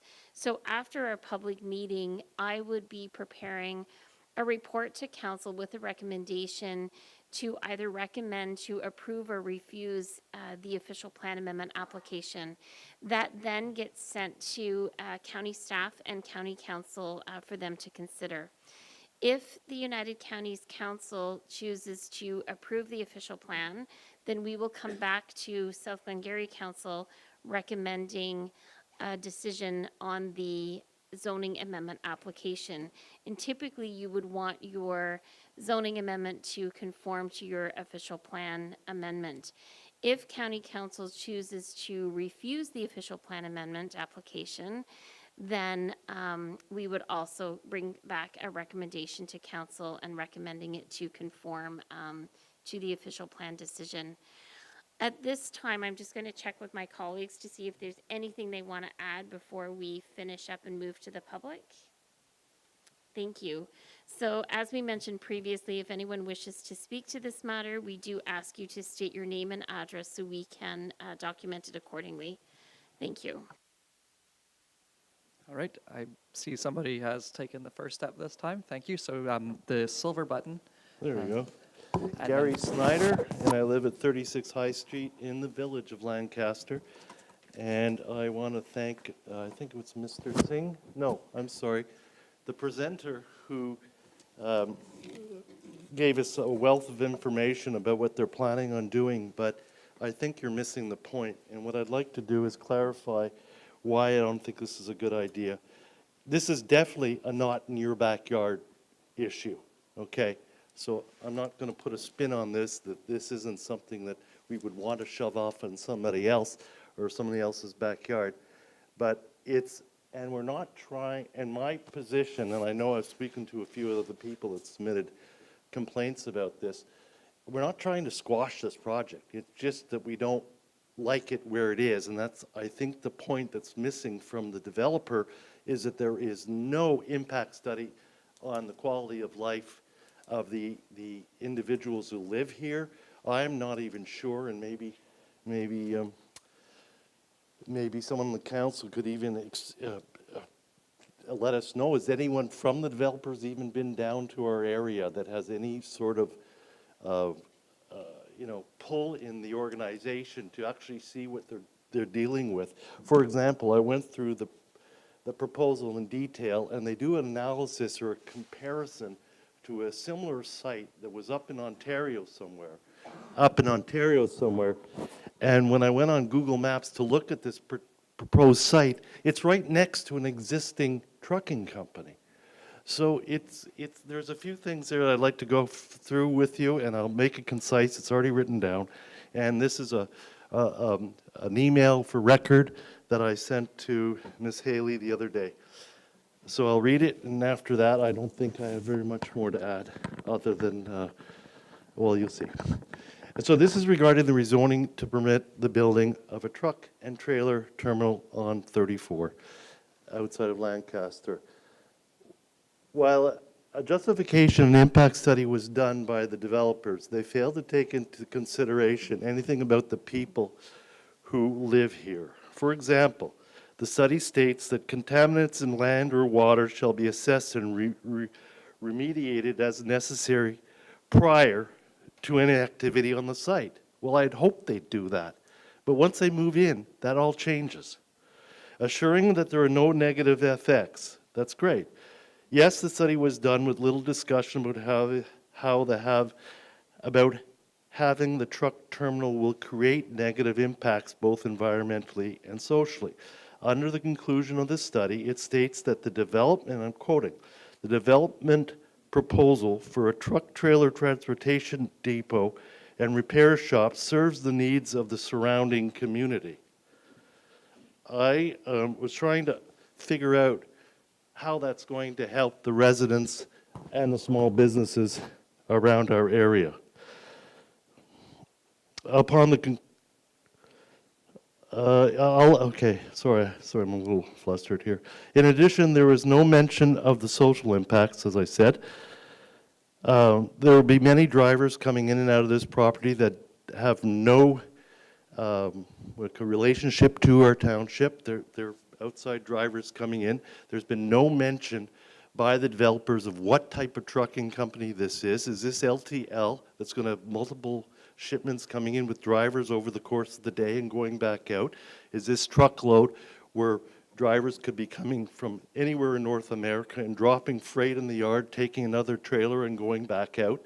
Or is this container freight coming from the Port of Montreal that's going to be dropped there, perhaps left there, with no understanding of what's really in those containers until they're actually looked at? But I'm getting too focused, I think, on what's happening on the property. What I wanted to do is move more towards the fact that and this was the one that really sort of got me when I was reading the report. The report, and it was again mentioned here, the report states they have evaluated alternative locations that avoid agricultural areas, quote unquote. I would like to see a list of those areas, not presented by SD&G, but by the developers, as where did you look? And have you had any discussions with any other real estate developers here or with the township as to why you found them that they weren't viable? So to summarize, if it moves forward, it's going to create four things. One, more traffic crossing the tracks. Tractor trailers are the main reason we have continuing repairs to railroad tracks now, let alone adding at least another 70 or more vehicles per day. And the reason why I say or more is I would assume that a company that's coming to SD&G that's being proposed out of Oakville or Brampton, Ontario, must think there's going to be a lot of benefit for them in developing their business. So the 70 or 40 trucks, or whatever trucks they're talking a day, is only going to grow. And there's no mention of that. The fact that they have 140 parking spaces, but they have 70 drivers and 70 trucks coming in every day, leads me to question what's going to be parked in those other 70 locations. And how can they be saying that there's more trailers than there are drivers? There's just something there that's missing that does not make sense to me, and I've been in transport for over 40 years, so I can challenge anybody who wants to discuss this. Excuse me. More traffic and noise going up and down the Military Road with the number of traffic trips per day. I figured it out to be about over 100, but the report says about 70. I read it in another place, so I'll go with 70.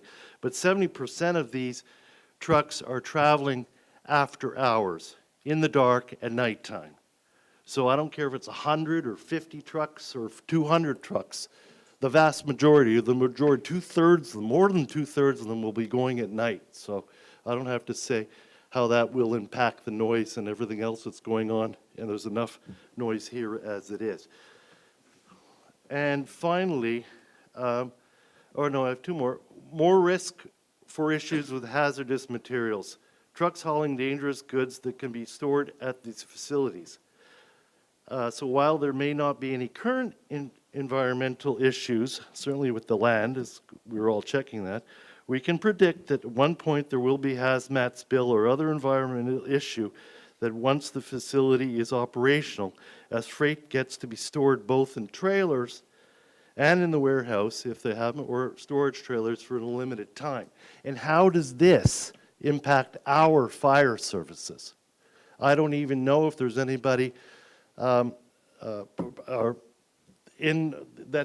manage truckload size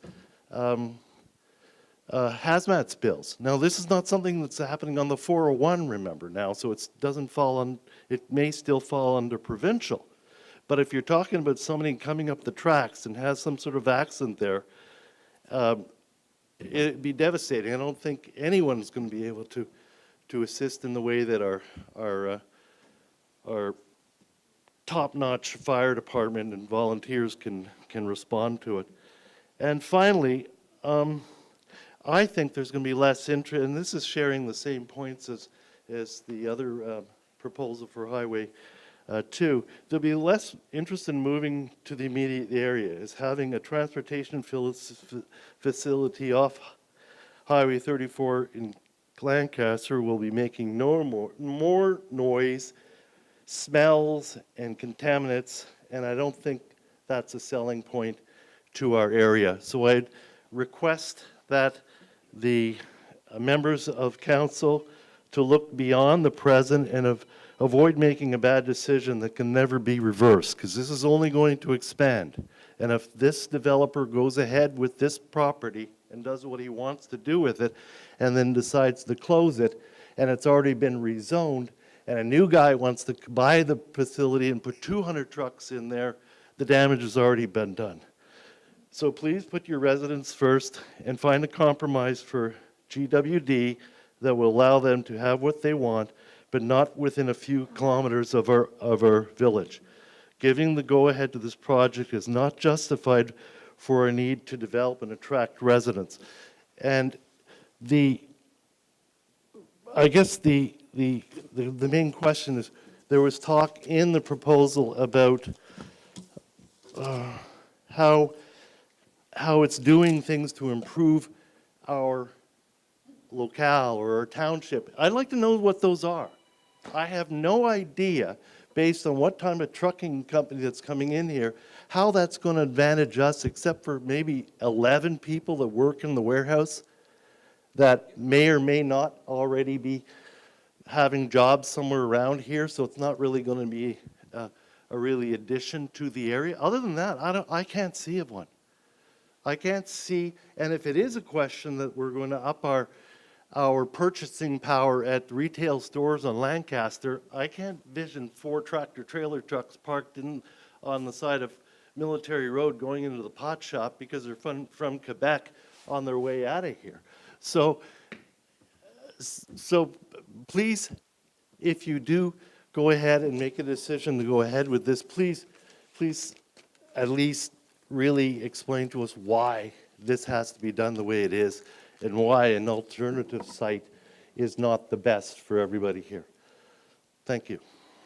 Thank you very much. And some of the questions, if they were asked just for procedure, we are receiving comment. So if there is a comment from either developer or planning that they may answer, it's just we may not be able to answer it right now. Just to set the expectation, I don't want people to get frustrated for lack of that. Is there any comment to any of those specific things that wishes to be mentioned at this point? Okay, then we'll go to. I was not. I think the comment just for the public was we're not done yet, and I know that we're gladly receiving as many people as who want to speak, including yourself, and you can come up next. So just name and address.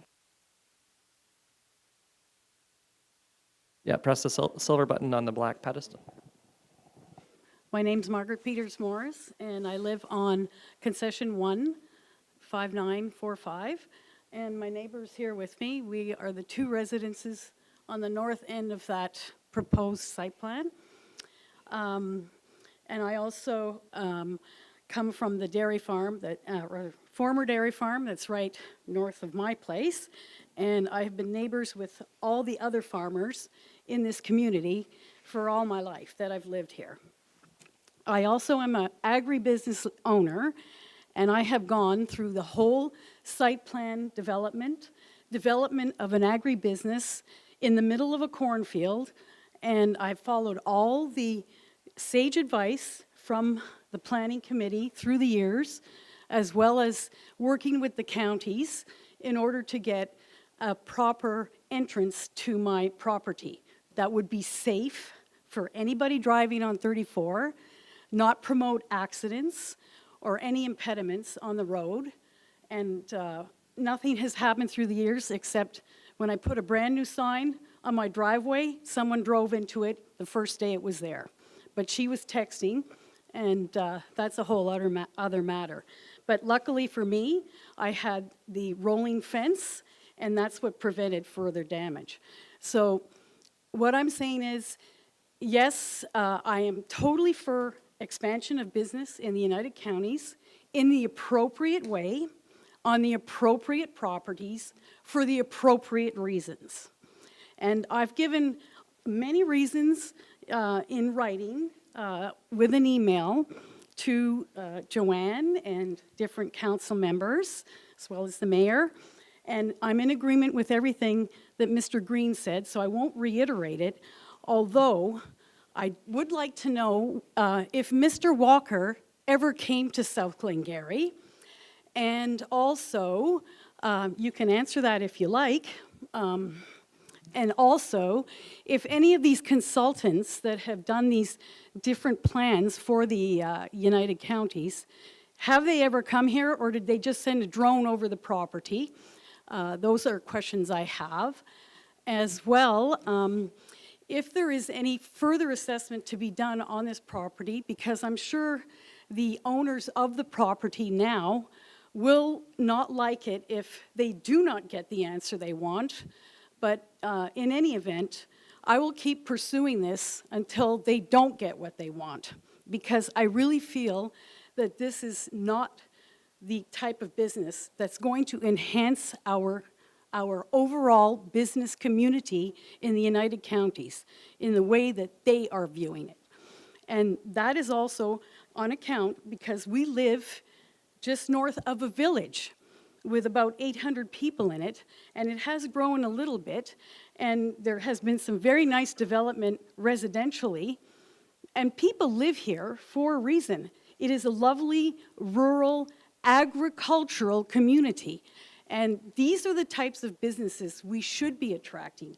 Agricultural, primary processing type businesses, maybe small breweries. There's a multitude of things I can throw at you, but a trucking company trying to plan a business on a swampy land that actually, if you looked at Finney Creek, it has been changed from a creek that used to have beautiful riparian infrastructure, naturally done, of course.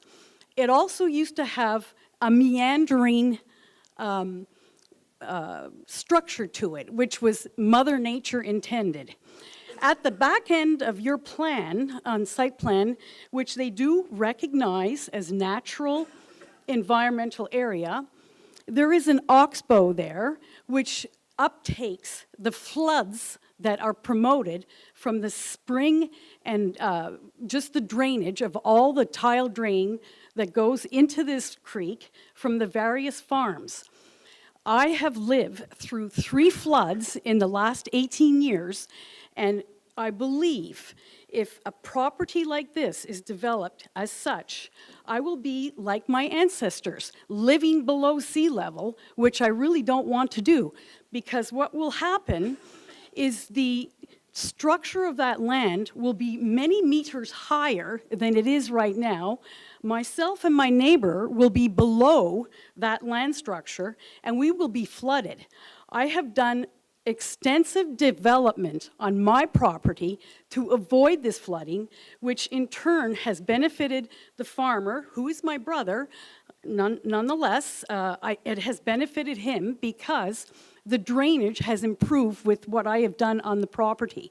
So with this, I think all my plans that I will not ever get flooded will be diminished because I will be below that level of land, as well as my neighbor. We do know that the amount of water that goes into that Finney Creek, or Finney Drain now as it's called, is extensive, especially in the spring, because all the farms are tile drained. This property has been neglected through the years, and it is prime agriculture land, and you cannot take that away from it. just because it's not drained and it hasn't been farmed in the same way as all the neighboring farms, due to the fact of all the legal implications that have happened to that property since year 2000, whenever the property was lost to some kind of family issues of the primary owner before it was taken power of sale by the township. Myself and one of my neighboring farmers tried to buy this piece of land, and our intention was to keep it in primary agricultural land, as well as taking down the house and building a new property and perhaps dividing that residential area for homes. This would have been most appropriate for this land. But now I see that the driveways that go into that property are proposed in and out driveways for transport trailers. Now that to me is really cheaping their position here. I paid for my driveway. I went through the process of preparing it exactly as the counties have wanted. So to take two residential driveways, an in and out or a U-shaped driveway, and assume that's going to allow trucks in and out is really just ludicrous. So anyways, these are my reasons, and I don't know if Bruce wants to say anything, or Gerald, or if I've said it for you, but... Yeah, we'll call upon whoever wants to speak. Don't worry. You go right ahead. Those who wish to speak. Those are all my concerns, and quite frankly, there are other ways of looking at this property, perhaps going through this process again. We'll be standing here most likely every couple of years, because this speculation owner will be trying this over and over again. And unfortunately, that's the way it ended up, but not the way the residents of this county wanted it to happen, nor the residents of the village of Lancaster. Thank you. Thank you very much. If you could state your name and civic address, please. Yep, my name is Tanya Gauthier. I recently, 4 years ago, purchased a home in South Lancaster. I'm at 6368 Monument Way. Our resident here had described the new buildings coming up. Well, we're one of them. So there are a multitude of issues with this proposal. First of all, safety of the area. Speeds are not enforced. Truckers go really fast, and the majority of them are very irresponsible nowadays. As somebody who commutes to Cornwall often enough for my job, I work in a long-term care home, the Glenstordon Lodge.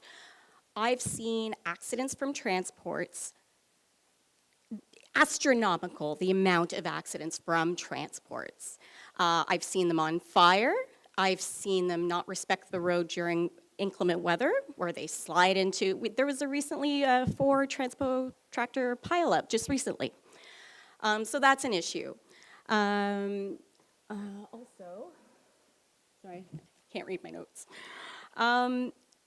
You're affecting the reasonable enjoyment of the village.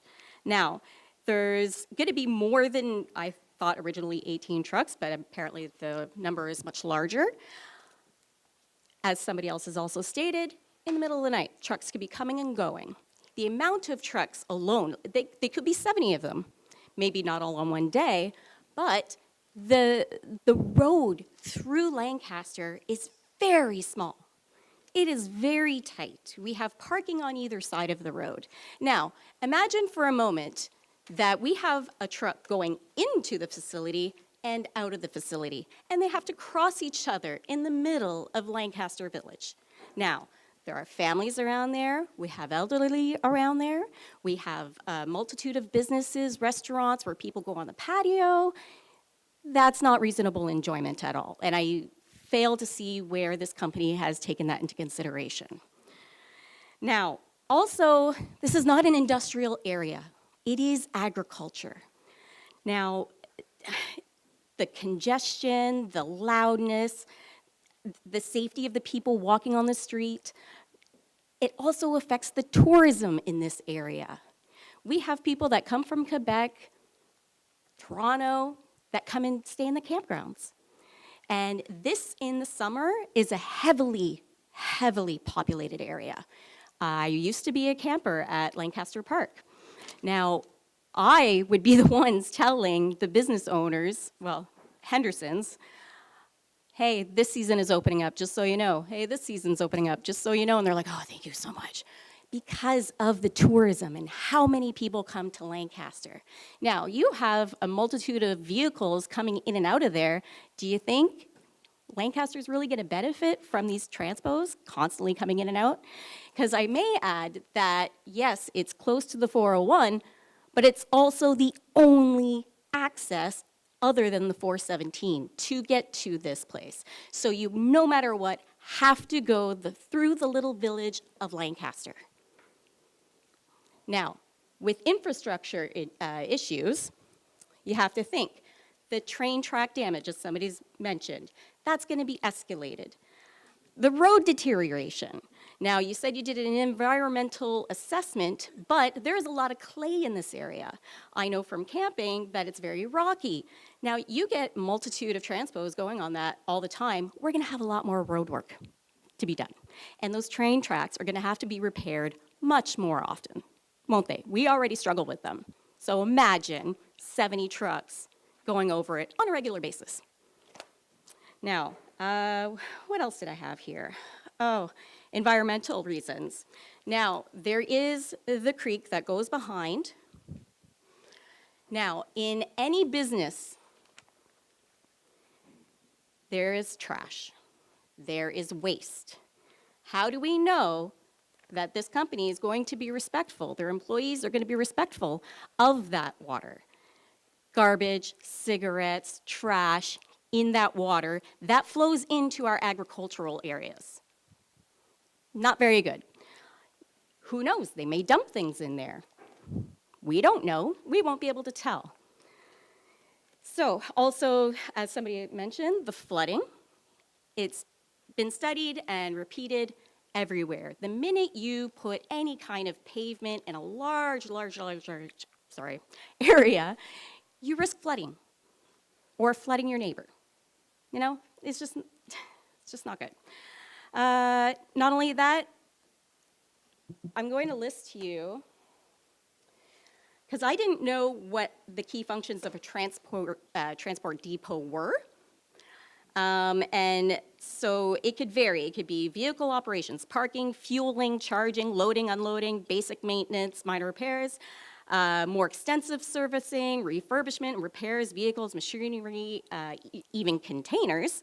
God knows how many containers are going to stay there. Temporary storage, buffering, consolidation, and deconsolidation of breaking down those loads. There could be offices and other facilities.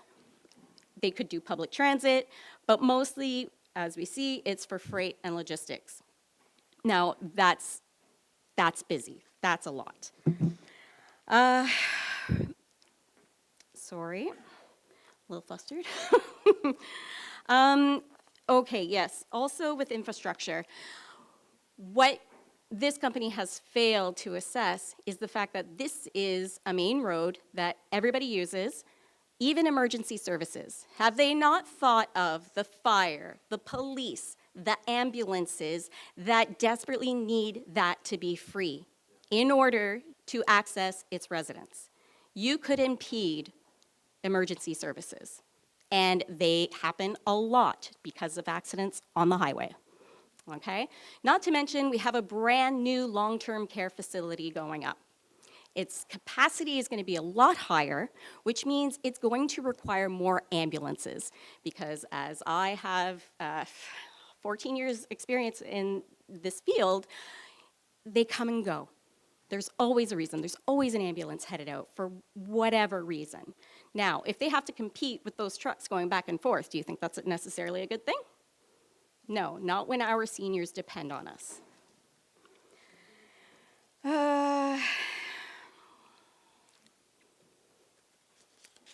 Very sorry. Now, I don't know if in the environmental assessment, if they've thought of the refueling aspect of this. There could be a refueling area. I'm not sure if it's listed in there, but that could impact the soil and environmental areas around as well.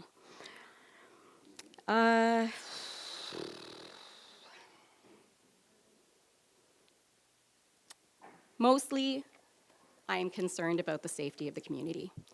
As I said before, the truckers, they're being passed through these educational programs very fast because of the high demand that we need for truckers, and I understand that.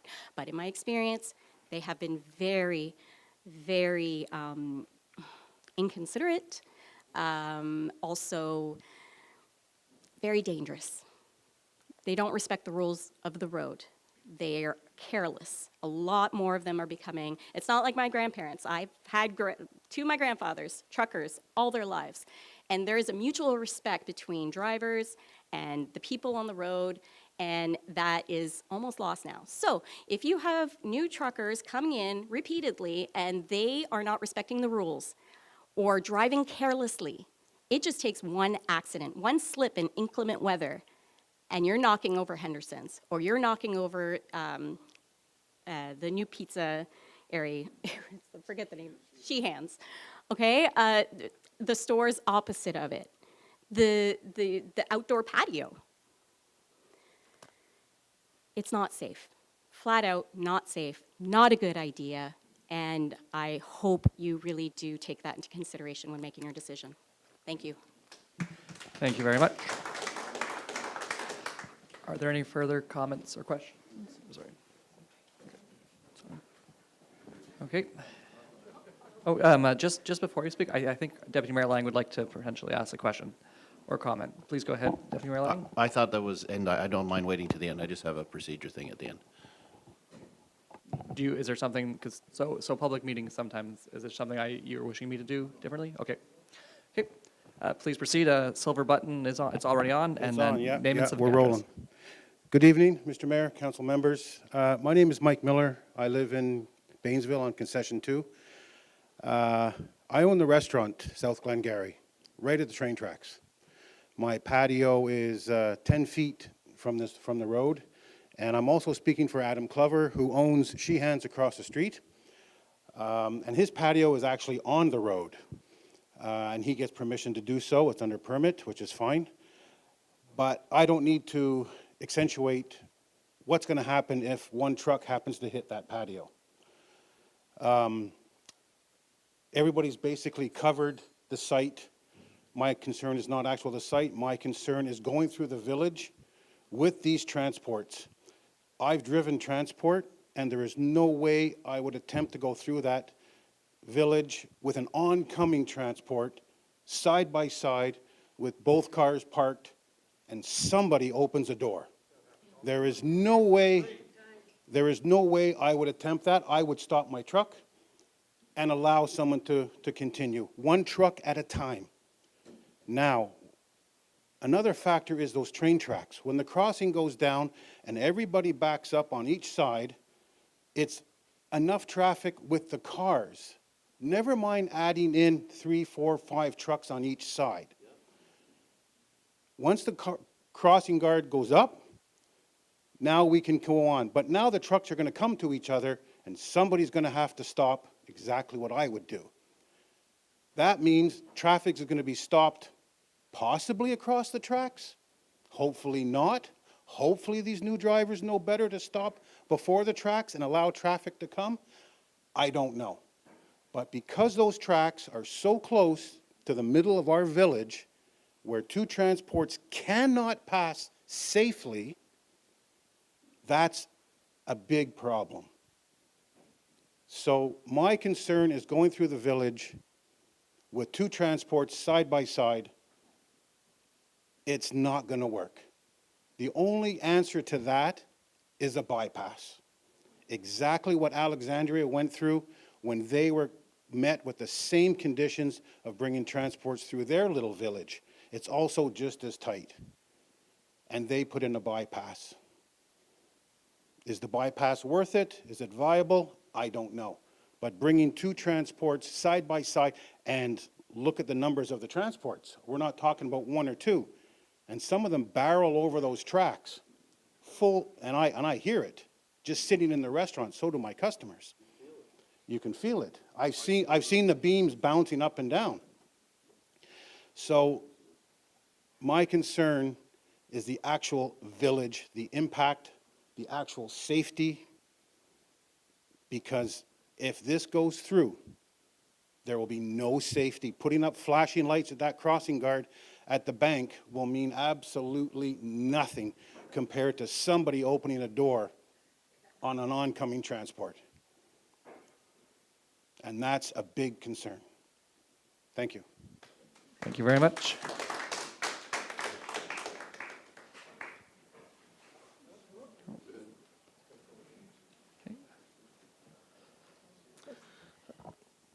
Hello, Bruce McQuaig, 6010 County Road 34. I'd like to thank all the previous speakers. I think they've come up with some very good reasons why this should not be built. I'll be brief in my statements. Looking at this, I hope all the councillors are thinking with me. This is a non-starter, this project. Sorry, I forget your name, Mr. Singh, your real name. If you'd like to answer, have you ever been to this property? Have you been down here? It is supposed to be for, it is Mr. Walker. Mr. one. Walker? And two, like, just, like, it is supposed to be to receive the comments, so like, Okay. if he's so compelled, he can, but he doesn't have to, I'm not trying, just for procedure. That's fine. Through you, Mr. Mayor, I'm taking comments. Okay. Do you, okay, so he might. Sorry, was that him who just said that? That was him, and I think he's writing the comment, so he can make. Have you been to this site? He did a thumbs up there. That means yes? I'm going to speak. Yes, I have. I also ate at the restaurant many times and stopped by. I'm very familiar with the village. I'm glad you're very familiar with it. Thank you. I think some of your perceptions on the land are a little bit false. I think it was your presentation. You indicated that part of the land was Class 5, and that deems it suitable, but it's not good farmland, so we can develop it. I really don't believe that that parcel of land is Class 5. It's not tiled, and it needs some work done to it. But if you think using that as an example, that it should be that it's in the middle of surrounded by good farmland, and that's not good farmland, that is incorrect. Sorry, I forget his name again, Mr. Walker, there you go. You had your map about the surrounding buildings and land use, and you said that just there was one piece of agricultural land, and then just below to the south of that, there was just a business. Well, that is an agribusiness. It's not just well, it's an agribusiness which is involved in the primary business of agriculture, and the map was incorrect again. South of that, there was another prime agricultural piece, which was labeled incorrectly on the diagram. So this piece of land is surrounded by farms, and if any of you have ever been to Europe and you travel between little villages, there is nothing between each village. There is nothing. There's a village and there's nothing but farmland until you get to the next village. You do not allow the creation of this monstrosity in the middle of farmland. Yes, it's close to the village of Lancaster. It does not matter. This is in the middle of farmland, and I think I understand that there's two. Now I understand since I came to this meeting. There's two things. There's what's that? OP? Okay, the official planning, and then the zone bylaw. To me, those are two huge stop signs. Thank you very much. Thank you very much. I believe there's somebody else that was coming up. Oh, good. Again, name and civic number. Yes, my name is Gord Small. I live at 12 Boundary Street. I've already phoned CN about a problem on those tracks. On both sides, there's sinkholes there. Now, this could cause a train wreck. Now, also, the tracks weren't fixed. I saw the bolts were popping up about 4 inches above the wood. So imagine a car hits that. And I agree totally. There's not enough room for 2 transports to go down that road. I've seen it happen, 2 cars going side by side and people opening doors and all hell breaks loose. That's all I have to say. Okay, thank you very much. Hi again. My name is Ronald Melsbach. I live on Highway 34, 159, just past the train tracks. And with the big trucks, I've been here for 20 years. The traffic has so much increased over the last 20 years. And at midnight, those trailers, those trucks fly over those train tracks. One day, one is going to lose their freaking trailer, is going to hit my neighbor on the corner of whatever, is going to do a lot of damage, and our citizens are going to pay for this. Think of it. Our citizens are going to pay for all this carnage that's going on, and are negative on the news. Because there's no way the 2 trucks are going to go through the village. No freaking way. And I clocked them. They go 60 kilometers an hour over the tracks. What is this? That's unacceptable. You know? People, think with your heads. Please.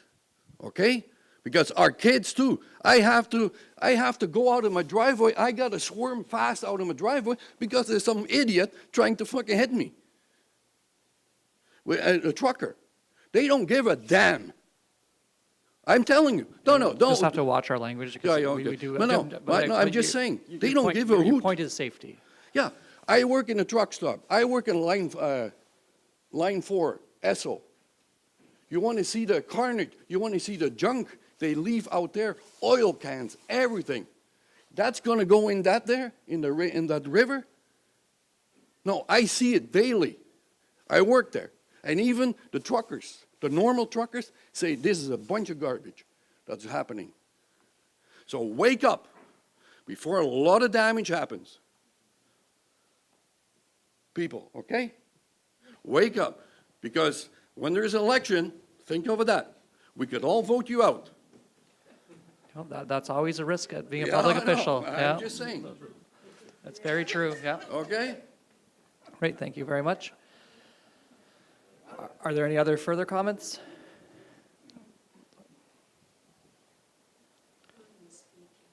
Right. Gerald Matter, 20627 Concession to Lancaster. I don't know if it's when I came here, I want nothing more than this town to develop and grow. When I came here, I wasn't sure where I was going to land on this stuff. I think both of them, there's a lack of transparency, or just, I don't know if they're trying to pull the wool over your eyes, and I hope you see it. There's not a chance they're fixing farm equipment there or in Toronto or wherever they are. I think that's a loophole that they can use, that they can get onto farmland and change it to whatever they see fit. So that's my only issue with it. Even the first proposal, tell the public what you want to put there, and they'll probably be a lot more open to whatever. But the lack of transparency is or BS, one of the two. So that's my. Thank you very much. Thank you very much. Mr. Walker, I don't know if you had any comments, because you said you were writing things down. I don't want to omit you because you're not in this room. Did you have any comments present? I'm just should make sure there's no other comments in the room. Okay, seeing none. Any other comments from council? Oh, yes, right. Sorry, Deputy Mayor Lang, I apologize for forgetting that one. Please proceed. No problem. And it was, and when I said procedure, I just want to make sure I'm clear. You'd mentioned, so this is, Joanne's going to write a report. This is going to go to county council. And just so everybody in the audience realizes, county council is not this council. It will be the mayor and myself, along with 10 other councillors from Stormont, Dundas, and Glengarry. And then we make the decision on the official plan amendment. And then if that goes through, then it comes back for the rest of it. There's no public meeting for county council? This is the public meeting, is that correct? Thanks, Peter. So will you include the comments that were here for us at county council level to read? Okay.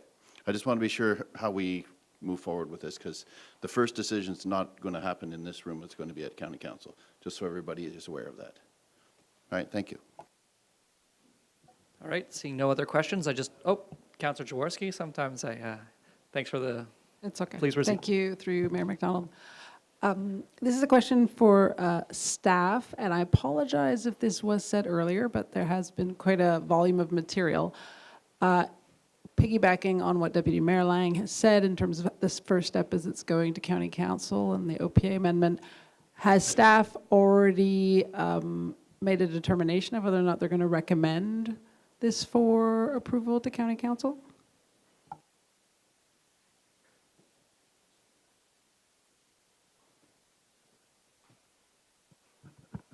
Sure, thank you, Councillor, and through the Mayor. Well, part of our reason here today is to hear from both your council and from residents and from the applicant to present.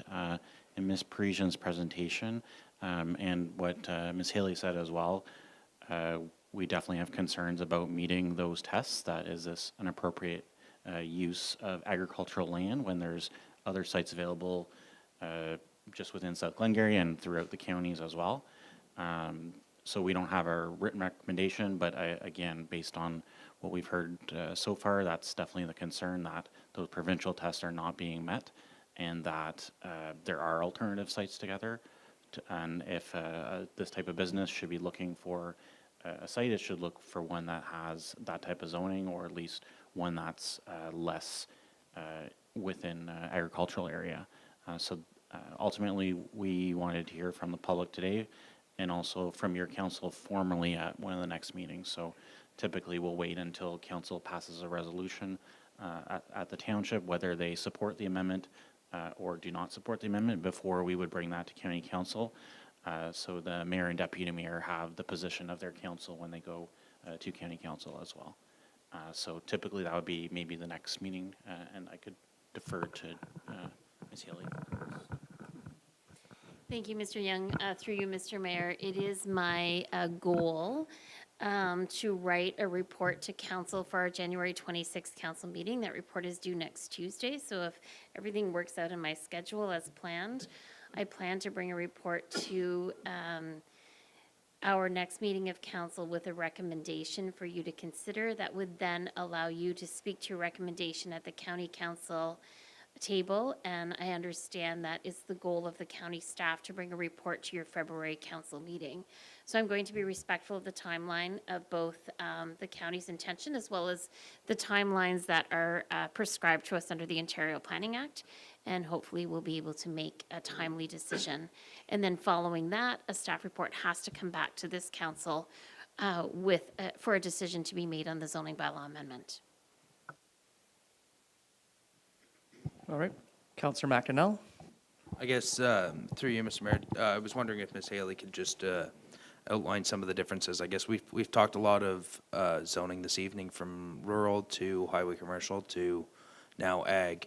It is my understanding that in our comprehensive zoning bylaw that the only buildings and uses for prime ag land or for agricultural resource land is the production of crops, livestock, and horticulture uses, as well as for building, we're talking residential 1 for normally 2 as an accessory to a farm operation, as well as buildings, be it a machine shop specifically for that agribusiness, as opposed to doing outwork, and same with the storage for primary for the agricultural use existing on that property. Am I wrong or everything correct there? Or can you maybe just elaborate, I think, for some of the public? Through you, Mr. Mayor, you explained that very well, Councillor McDonnell, that those are the permitted uses within our current agricultural zone. And that's why there is an official plan amendment and zoning bylaw amendment before us, because what they're proposing to do is completely contrary to what's permitted within the current zoning bylaw as well as within the official plan. And then we would consider the provincial policies and guidelines like Ms. Parisian outlined.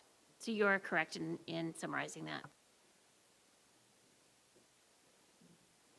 All right, I think that has been everybody, and I don't know if Mr. Walker had heard me earlier, if there was any comment further. Mr. Mayor, I've taken note of the comments. I want to just take a little bit of time, review them, provide a fulsome response to the town, which also includes some discussion with my client as well. Okay, thank you. And then just as earlier with process, I hope I didn't come across as rude. That was a lovely laugh. Sometimes a laugh can turn into to a little bit more. So I was procedural, but I'd like to have you around for a joke if I tell you one, because that was wonderful to hear. We will move on to our next order of business, which is then an action request. Award RFP 2025-15 Charland Recreation Center roofing and siding replacement. We'll just, if I can, actually, before we get into this one, can I petition council for a 5-minute recess just to let everybody? Yep, okay. So we'll take a health break, we'll let everybody, and we'll come back at 8:00. Thank you.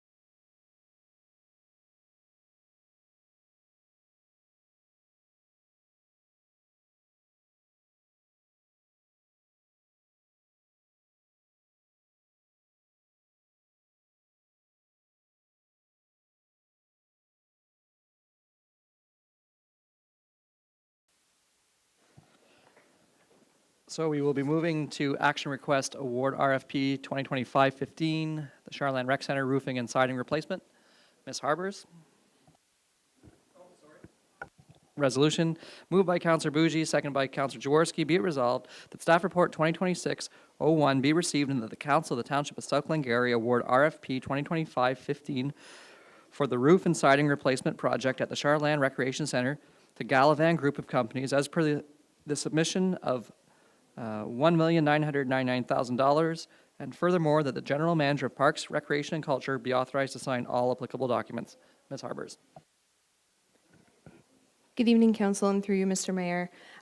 This report is to award the tender for the Charland Rec Center roof and siding replacement project. The tender was issued at the beginning of November and closed on December 17th. We have our engineer on the project from EVB Engineering, and administration has reviewed these submissions. We received 4 compliant submissions. You'll see them here listed in the report. And as mentioned here, we are recommending to award it to Galavan Group of Companies. So the report does speak to the items included in the project, but I'll just go over them quickly here.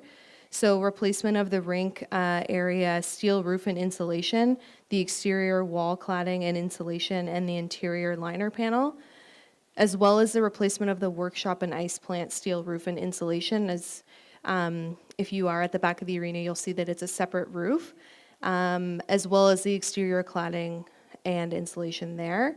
Replacement of select doorways, including 3 overhead garage doors and some of the single doors as well.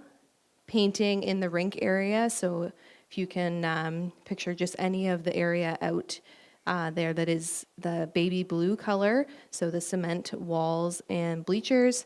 Replacement of 1 dehumidifier and various ventilation and miscellaneous electrical.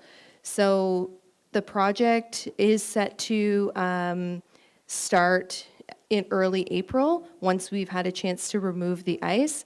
So we have set the beginning date as April 13th, but this will give us 2 weeks to remove the ice and prepare the building for construction, because we are to remove the advertisements, banners, and get the storage under the stands. Part of that may have to be removed as well. So, but it's possible that the contractor may mobilize before this date, depending on, we kind of want to get them in as soon as possible. So, and then just speaking on the timelines a bit, it was set in the tender for it to be substantially completed by August 21st. And then that way we can start the plant the following week to allow us to begin our ice season prep. And shortly after, if this tender is to be awarded this evening, we will be meeting with the general contractor in the coming weeks to go over the detailed work plan. As mentioned in the report, there is a limited access to the building during construction, particularly obviously the arena floor, but also Tartan Hall due to the roof overlap of the arena to Tartan Hall, as well as access to the dehumidifier room. We do anticipate, as of right now, we can anticipate to continue with council meetings in this facility and make it work. However, we will certainly keep our clerk updated on that as well. And service disruptions to the building, including like the natural gas lines, so the building's heat, including hot water, will be disrupted as well, which may only impact, the first month or so of construction. But I just wanted to speak to those details a little bit more too, just so that council is aware of where we're at with the schedule, and we will do a further detailed project schedule once we meet with the contractor. For costing wise, so that council is aware where we're at with the budget. So the project budget was, as approved at 2026 budget, was $2,466,325. As mentioned in this report, we also have the engineering and construction admin that's included in this cost, which was awarded at the end of August, and that's $112,998. So if it were awarded to the submission here for Gallivan Group of Companies, as well. Adding in the engineer costs, we would be at $2,111,998. So approximately $350,000 less than what we originally budgeted. And obviously, other items may come up during the project, but just so you know where we're at with awarding in this amount that we're recommending. Thank you. Are there any questions or comments of council? Nope. Okay, seeing none, all those in favor? Carried. Thank you.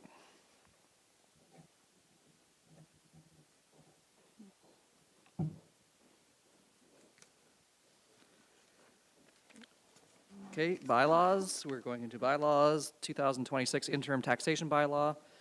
I think this is fairly common, or housekeeping really. Moved by Deputy Mayor Lang, seconded by Councillor Bougie. Be it resolved that staff report 2026-02 be received in the bylaw 2026-01, being a bylaw to provide for an interim tax levy and provide for the payment of interim taxation or taxes for the year 2026 be read a first, second, and third time, passed, signed, and sealed in open council this 12th day of January 2026.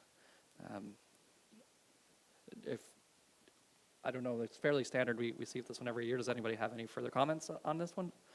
All those in favor? Carried. 2026 temporary borrowing bylaw, moved by Councillor McDonnell, seconded by Councillor Jaworski. Be resolved that staff report 2026-03 be received in the bylaw 2026-02, being a bylaw to provide for borrowing to meet the current expenditures of the Corporation of the Township of South Glengarry for the year until taxes are collected to an upset limit of $10,100,186 be read a first, second, and third time, passed, signed, and sealed in open council this 12th day of January 2026. Any questions or comments on this one? Nope. Okay, all those in favor? Carried.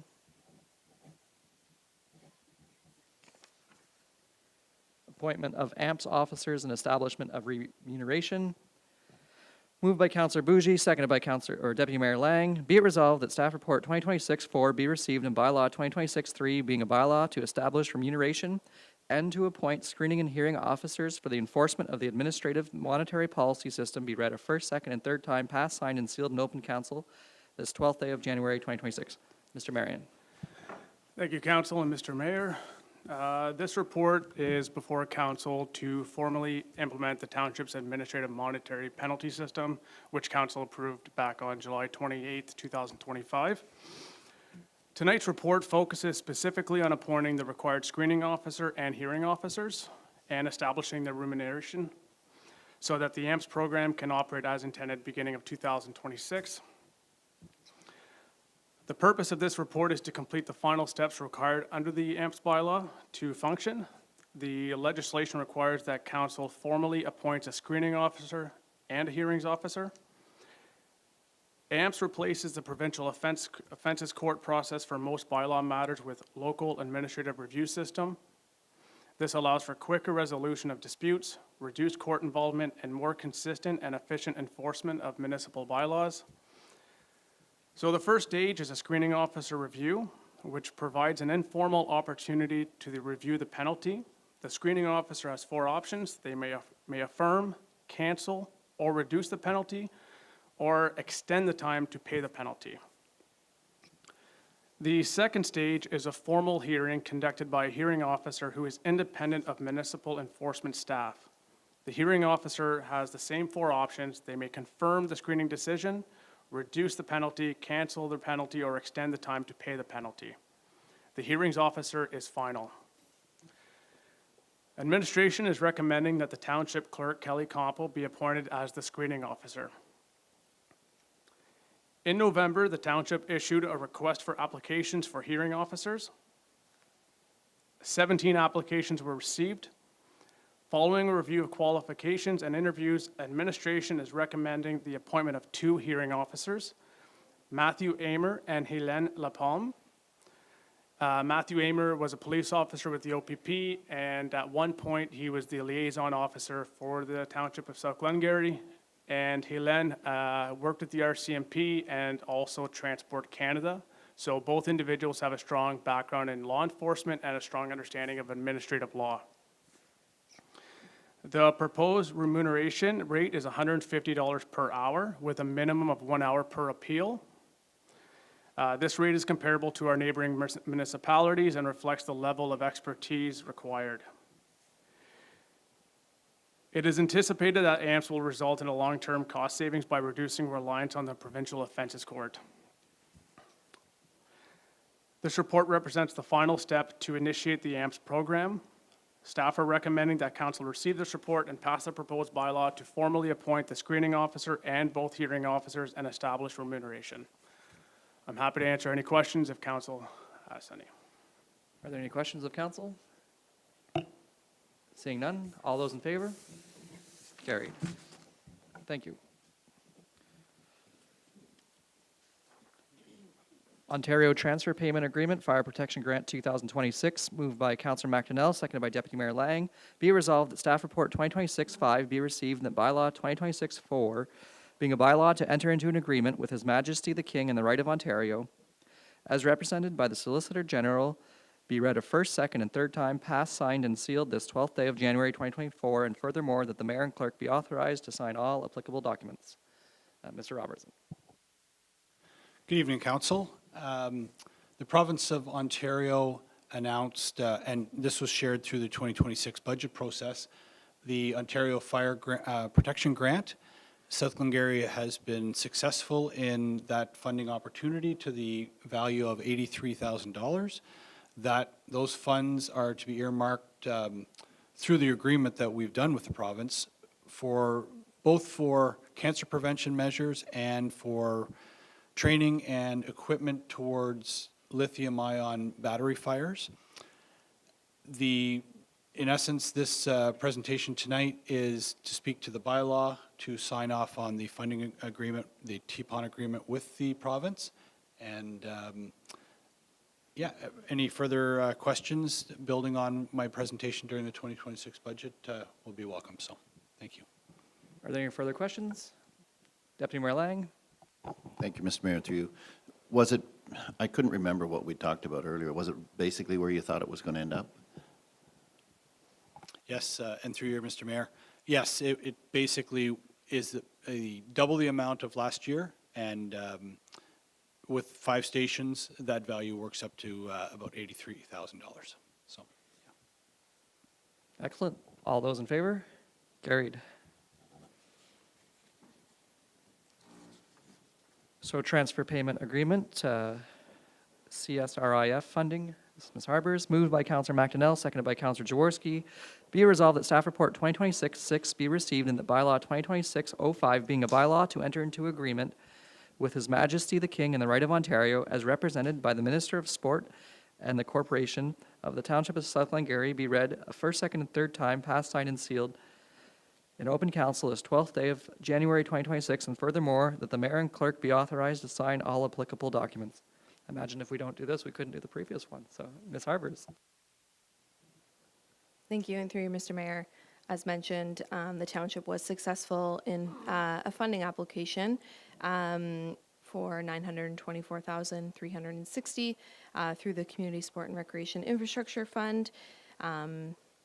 And as mentioned here, as part of this agreement, we will have to complete various reporting requirements, as well as you will notice in the coming weeks some signage going up at the arena to advertise this funding as well.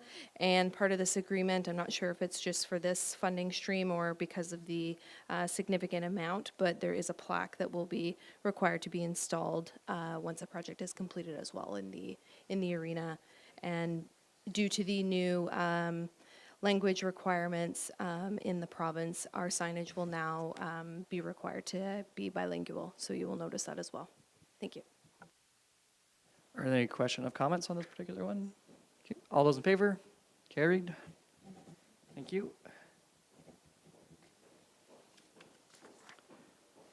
So we have key information report, grants and donations. This is Ms. Dixon.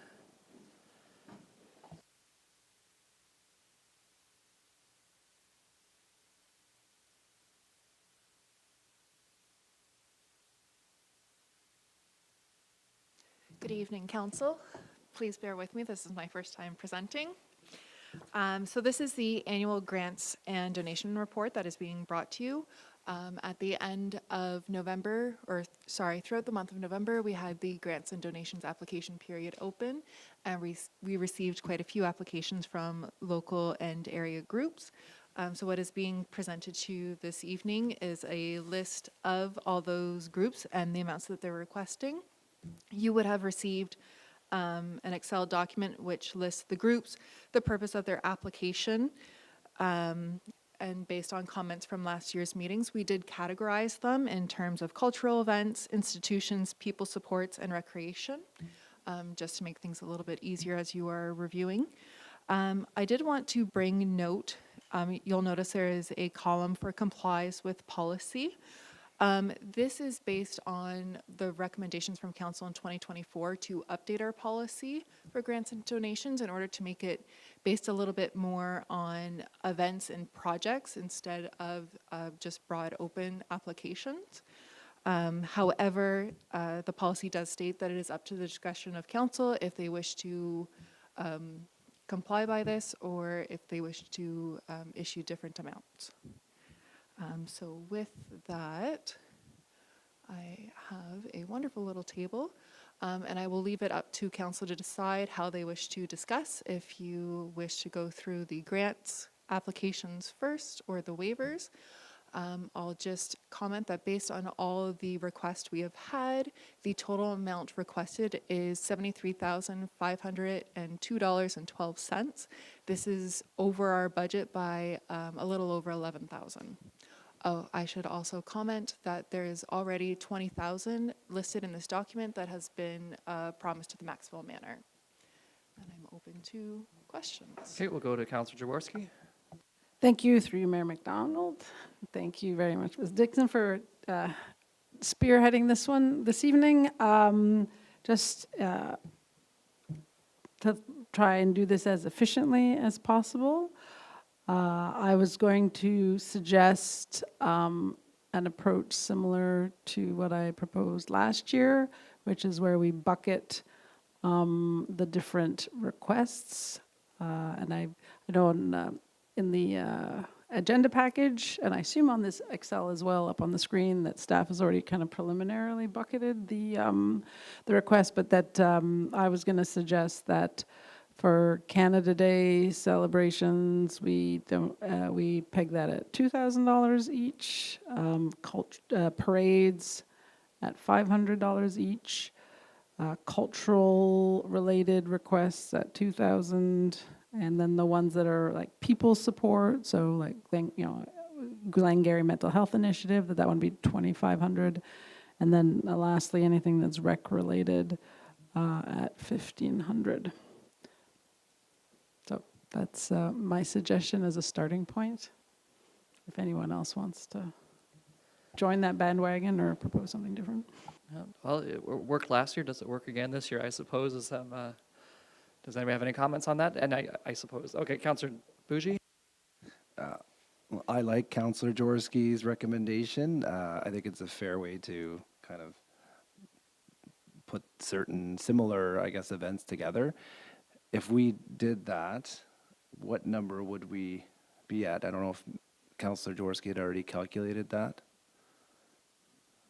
prior to, but We're definitely under the maximum, like it's like 56,000. And to be honest, like full transparency, because I know we went around on this last year, is that I did still put $4,000 for the Glengarry Highland Games.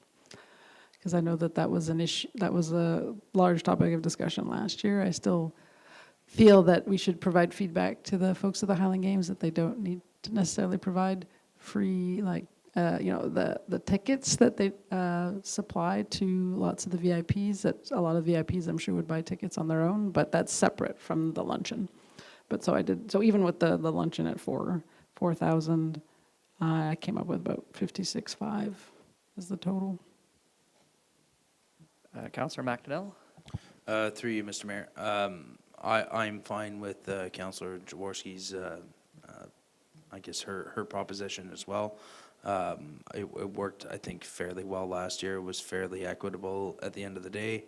The only suggestion I did have as well was we were going to talk Highland Games, and along the same lines as what Councillor Jaworski said, I really think we should be sending a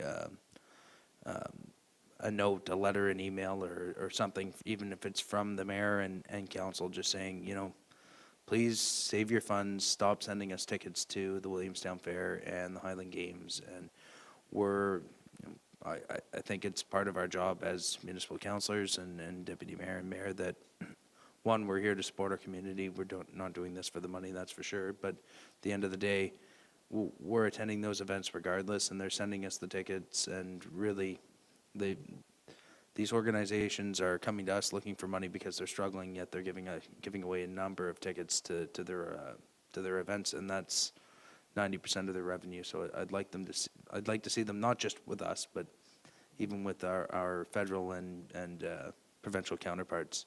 And those two gentlemen have budgets for that kind of thing. So please take the money and collect it where we're going to be coming anyway. So take our money as it is. Deputy Mayor Lang? Thank you, Mr. Mayor. I think Councillor Dworsky has a great starting point. I'd like to see the numbers typed in, and then I'd like to go down through and look to see if there's anything that I'm interested or anybody else is interested in changing at that point. Okay, is it, Ms. Dixon, can you make it just one magnification bigger for me, please? I know it's bad. I know I'm going to. Well, I think I need new glasses, so thanks for that.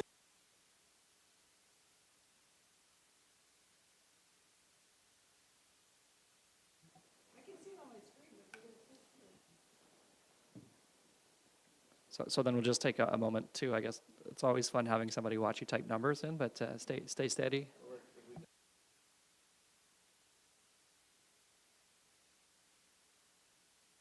Can I please have clarification for the Glengarry Fencibles Trust if you're looking to also award the 2,000? They are having a 200th anniversary celebration this year. I'm seeing some thumbs up for 2,000. Yeah, so we'll continue this way, and if council wishes, because. Through you, Mr. Mayor, there were a few that were non-compliant. How are we going to I'd say address that? Because I did see. I'm just saying we were specific when we did go through this, and we put our staff through a lot of work where we were talking about we're not here to pay people's wages and people's if we are going to hold ourselves to that policy, are we looking at some of that, or so we'll let Ms. Dixon continue. Okay. That is a fair comment, though. So if you don't mind typing, and I don't know if you might be a better multitasker than I'd probably be trying to listen at the same time, but focus on the numbers for now. If you do look at that, Councillor McDonnell, because that's a good comment, I'm going to suggest that 1, 2, 3, 4, 5, 6 of probably 14 of these applications for requests for money are compliant. Highland Games not open to the public. The next 5 or 6 have no itemized cost, which we've asked for. Includes computer, ineligible because cost includes wages. That's the Celtic Hall of Fame. The yeses would be Glengarry Mental Health, Salem United Church, Care for Health and Community, Martintown District Horticulture. I guess you're getting the idea. Skating Club as well as the Curling Club. On that first page, those were the only ones that are compliant. I imagine even Maxwell Manor falls outside of our not located in South Glengarry. So I guess the good comment, but there's a lot to be said there. So perhaps Deputy Mayor Lang, I'm not trying to be overly push this through. Is just there's a lot of conversation there if we follow those perfectly. But it is fair to say that we have a policy. I guess just through you, Mr. Mayor, to that vein, there's some of these that don't bother me, that they they're ineligible for one thing or another. I like the one that stuck with me was ineligible, like, for one, if you're asking for something and your reasoning for asking for money is completely outside of our realm, or it was a non-starter for us. Example, wages. We're not here to pay wages for employees for municipal groups. So that was just one that had stuck with me. Okay, so that one, if we want to have that conversation, I think that's from the Summerstown Trails. If we do decrease them from the $5,550 ask to recreation, which would put it down to $1,500, we might be saying we're supporting the ATV insurance and we're not supporting, and that might, I don't, because that one did, like, wages is not, I mean, any business can do well when we're paying for their wages through taxation. That sounds a little crass, but. Was there another one that you had thought, or was there another one that a member of council had thought as we're going through them?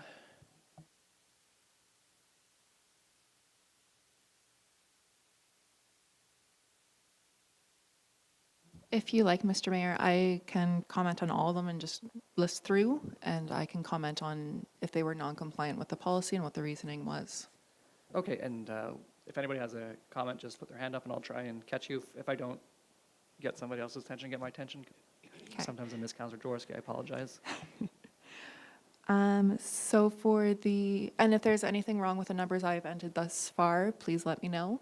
The Sir John Johnson Manor House Committee is looking to purchase a new computer, which does not comply with item 8.1.11. However, they did stipulate this would be a one-time purchase just due to the Windows 11 upgrades. There's a lot of, there was computer processors that would not be able to handle it. I know at our office ourselves, we had quite a few computers we needed to update because it would not handle Windows 11. But again, it is a request for a computer. And that would fall in which category again? Cultural? Cultural event. So it would be if up to 2,000, so would 1,850 be okay? Saying one yes, maybe, begrudgingly, maybe.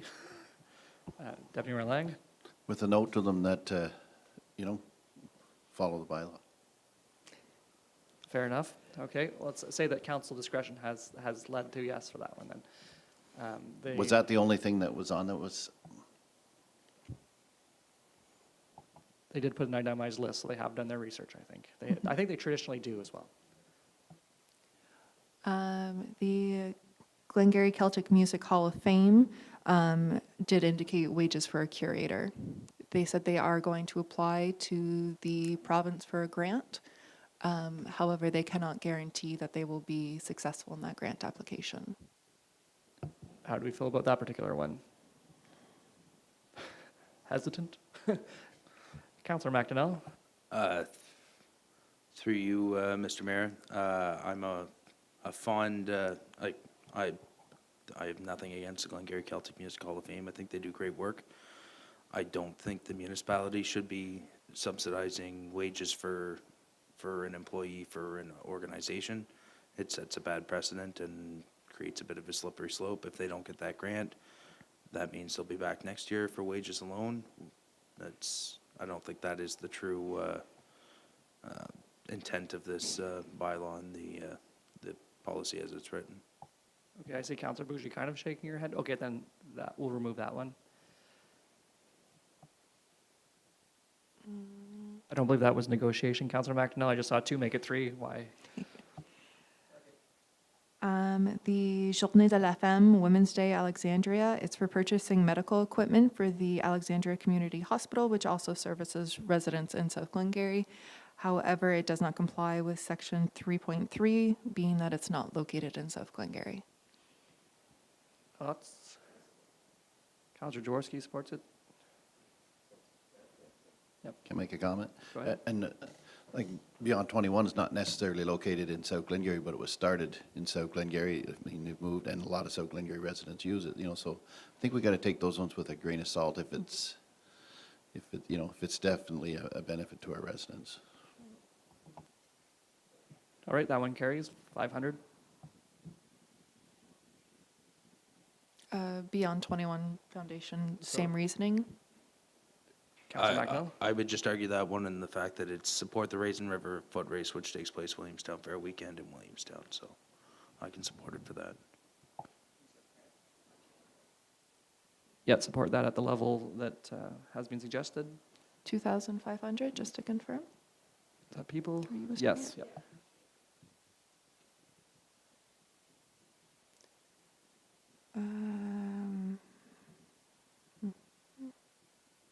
This is reporting replacing the faulty dated security and fire systems. Yes. This one we did put that it was compliant. I'm just wondering what category for people support if the council is wishing to do the 2,500 again. We have one yes. Yeah, we'll do 2,500. Summerstown Trail, so this one, I think we had kind of discussed it seemed 1,500. Is that what we wish to do? Is this recreation? Okay, 1,500. It's recreation, and we've said 1,500 for that, right? South Glengarry Pipes and Drums, again, it is a group that is based in South Glengarry. However, their events don't always take place in South Glengarry.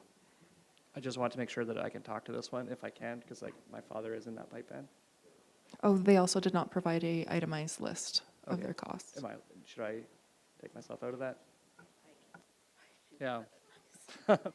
Okay, I'm going to just step away if Deputy Mayor Lang can have I that can. conversation. I think if we think about it, like, we all likely have relatives on a lot of these committees that, like, it's pretty tricky. There's so many volunteers in the community that were related to a lot of them, but anyway. And I don't know about this one particular, but I know that the one that I was kind of thinking about, my wife's on the committee, they received zero money. So I don't know, maybe this one, if it's towards clothing, maybe, I'm just giving you my opinion, but anyway.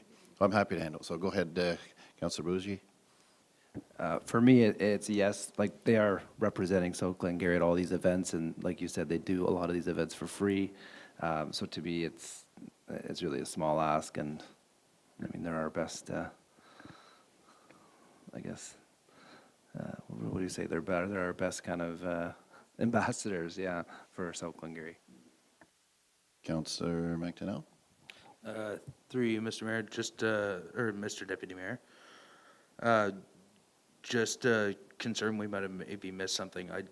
I thought in our policy, because I remembered it from when we were initially passing it, uniforms are not included, but, and I don't know, it does seem to be the same request every year. When I went back and looked, it's uniforms and equipment.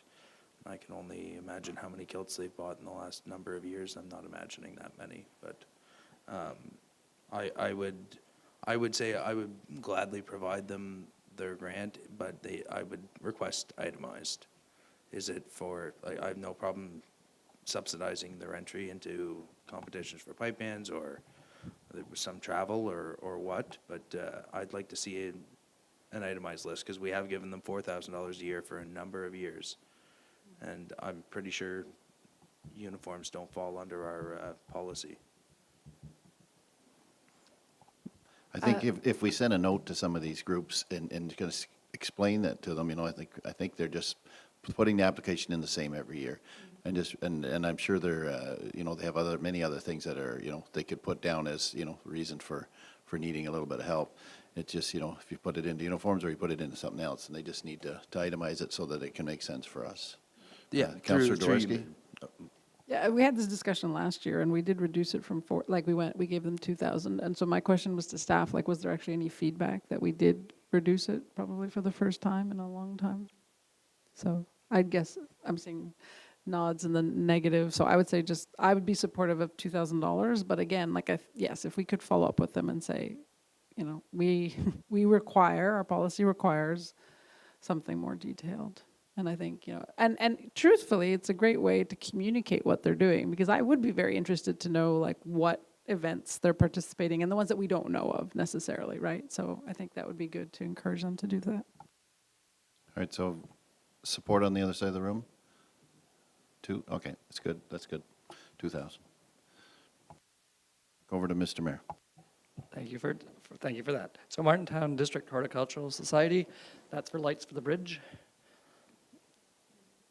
Per our policy, it's okay to do. It's recreation, up to 1,500 falls under that. Any comments? Councillor McDonnell? Through you, Mr. Mayor, just I guess off topic to an extent, but disappointing to see those lights were stolen this year, and that's why they're making this request. So they're very expensive bulbs. I think they outlined in their application. They're specialty bulbs to take whatever salt, gravel abuse that they get along the road or that close to the road. So disappointing to see that, and maybe an appeal to the to the people who did that. Maybe you could just return them and they won't have to buy new ones. But regardless, I'm fine giving this this request. Deputy Mayor Lang? Thank you, Mr. Mayor, through you. Yeah, I'm in favor. And we were asking for this itemized stuff, reading their request, I was very, very surprised how many flower beds they're looking after, and I think it was like 38 or something.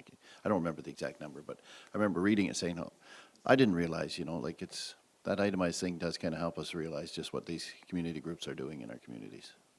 All right, so full support there. Williamstown Horticultural Society, that is to, I think it benches 50th anniversary, and then the benches are a little bit memorializing the founders.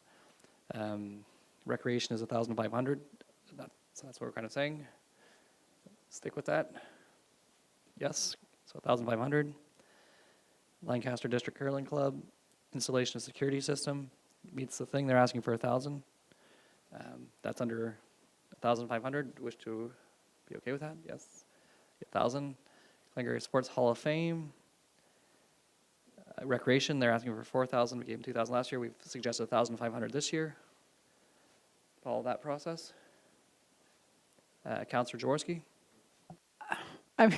As much as it's recreation adjacent, I actually put this one in a cultural category because it's really about the museum and the Okay, celebration. so then But I mean, 2,000, that's my perspective. Is 2,000 okay or 1,500? Does anybody have strong feelings? 2,000. It's a cultural. Okay, so third at 2,000. Yep. Okay, 2,000. And now we're on to waiver requests. Oh, sorry, Councillor Jaworski. Yeah, just one, I wanted to just double check on the Salem United Church Community Drop-In, where they have these events. What did we put those at? Those are cultural? Okay. I was not sure if we had put them as recreation. I'm sorry, we have them as People people support. support. People? Okay. Oh, that's even better. Perfect, thank you. Okay, then we'll go to 2026 waiver requests. Okay, I'll just get to that page just a moment.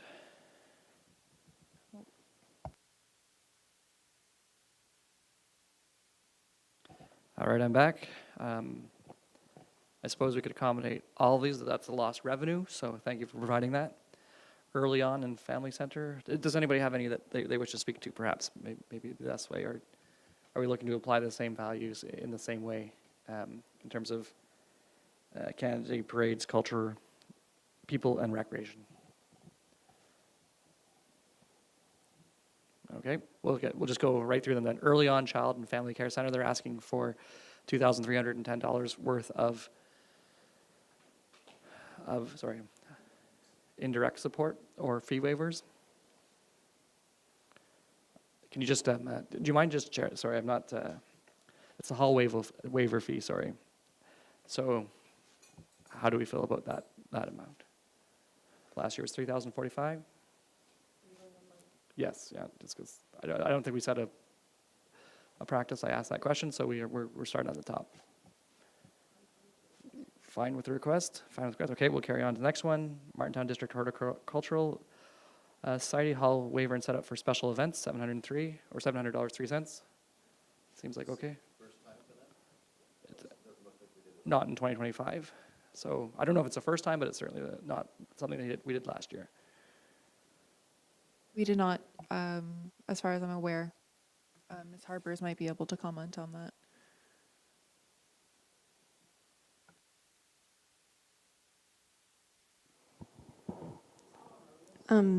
Sorry, through you, Mr. Mayor. This was not, they did not apply last year, as we are, you may recall, we just entered into our new fees bylaw, and we're just starting to apply the appropriate fees for different rentals. And so that's why they are applying this time, because there is now a charge for some of their rentals based on our new fees bylaw. So they're just looking to have their fees waived for any rentals above and beyond their 12 free meetings a month that they already get through our fees bylaw. Sorry, yes, 1 meeting per month, 12 per year, sorry. Thoughts then? Councillor Bougie? Through Mr. Mayor, I mean, that one's a difficult one because most off it's like a lot of it's one-off, I guess, and it's just for special events. So these special events are their meetings once a month, is what you're saying? They have, I believe they have 2 meetings per month. So that way, one of the meetings is free, the other one is a cost. Special events, I believe, they have a plant sale a couple times a year and maybe a potluck. That is included in this. So, a full day rental cost plus a setup for those events, which is $30 per setup. So that's what that 700 would be. Okay. Deputy Mayor Lang? I'd be okay with their special events, like, their plant sale and so forth, and, but not the whole, not the meeting every month. So they're already getting one meeting a month, so they're asking for a second one for free. They're just trying to get around our fee bylaw that we've put in. If everybody does that, we might as well have not bothered putting it in, But Okay. I do think for the special, like if they're having a plant sale or something like that, I'm okay with it. Something special that they're putting on for the community. Okay, so for that particular one, that might be very specific, but the direction would be they get their one free a month, their, we'll say several or a few special events, their second meeting is still charged. Whatever that number comes to. We don't have to have that now. Glengarry Encore Education, programs to adults, $300. Probably the same thing, probably had it waived or wasn't part of, is it Ms. Harbor's, same, sorry to look to you. This is for Glengarry Encore. Yes, they host programs, and correct, they were not charged in the past, so this is them applying through our new fees bylaw. So this is just, programs that they host. It's not for meetings. It's just their programs. Thank you. Councillor Jaworski? I think Ms. Harbert answered the question when I was going to ask, do they get any free meeting time, or is it because it's programs that they always have to pay?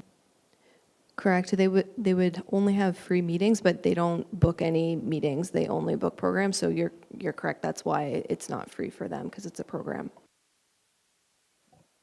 Thoughts? I suppose something could be like, how many people do they get? How many events? Perhaps there's like a nominal fee of $5 per person to go to it.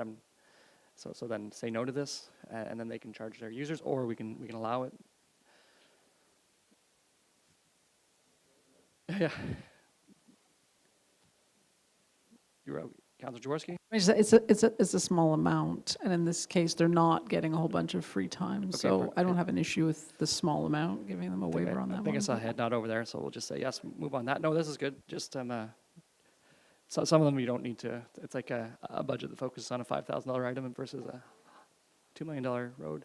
Glengarry Encore Education. This one's probably Seaway Valley Community Health. This is the big one. So if anybody has any big thoughts here, likely the same thing they used to. Mrs. Harbers, just for context. Yeah, for sure. This one is same thing. They host, actually, exactly what this is a Balance for Life program for older adults that's hosted here in Tartan Hall twice a week, basically 12 months of the year. So that's what this is for. Okay, thoughts on whether we want to do a little bit, a lot, the whole thing, nothing? Councillor Jaworski? I'd be happy with doing like the same level we did last year, which was the 4,700. If I'm reading the notes from last year correctly. Would anybody want to second that kind of thing? Okay, we'll go that way, and then it gives them some time to prepare for the fees, because maybe changes next year too, and in that they'll know the not revenue, but the fee is there. Lancaster Optimist Club, $30. I don't think it's worth. Lancaster Optimist Club for $725 for the bike rodeo, etc. Those items are typically generated at school. Okay, we'll go with there. Martin Sorry, Town- Mr. Mayor, you just went a little bit too quickly for me. So was that an approval for the $30, or was that? Yes, $30. Yes, $725. I'm thinking probably yes. Okay, yeah. And then Martin Town Good Timers District Good Timers offset costs of hall rentals and setup. Oh, Councillor McDonnell. Sorry, through you, Mr. Mayor. We're doing the 30 for Lancaster Canada Day, and then we are going to approve what was the Yeah, so it's 725. 725 for like the bike rodeo, Easter for the kids, Family Day in February, so a few special events there. Yeah, I think that's special what- events only, yeah. Yep. Sorry, I was a little quick there. Deputy Mayor Lang? I'm very surprised at the requested amount of $30 for Canada Day. Like, I don't know exactly what we do there every Canada Day, but I think there's a lot more set up and so forth than $30. That, are they expecting $30 above and beyond what we normally, like, I'm not sure I why think they would that's- put in for $30. I think that's the fee to set up and take downs, or Ms. Harbers? Sorry, I was a bit thrown off by that amount too. I'm not sure what their actual application had said, if that $30 is just the setup fee that is included in our fees bylaw that was applied to that.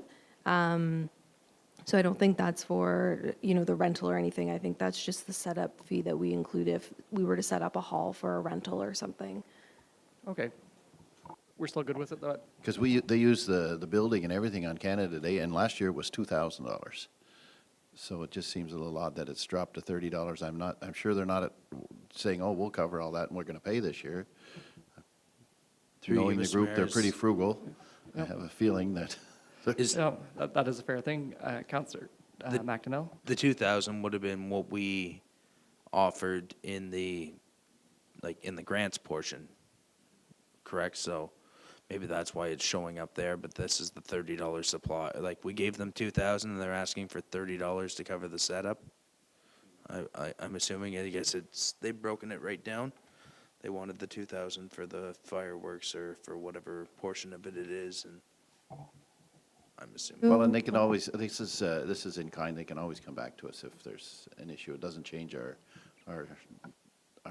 account as far as this 60-some thousand. No, but it is a good comment, just on the previous page. Am I I'm just trying to look at it fast. It is there? Like, are they asking for 2030, right? Because for the fireworks, because it is here?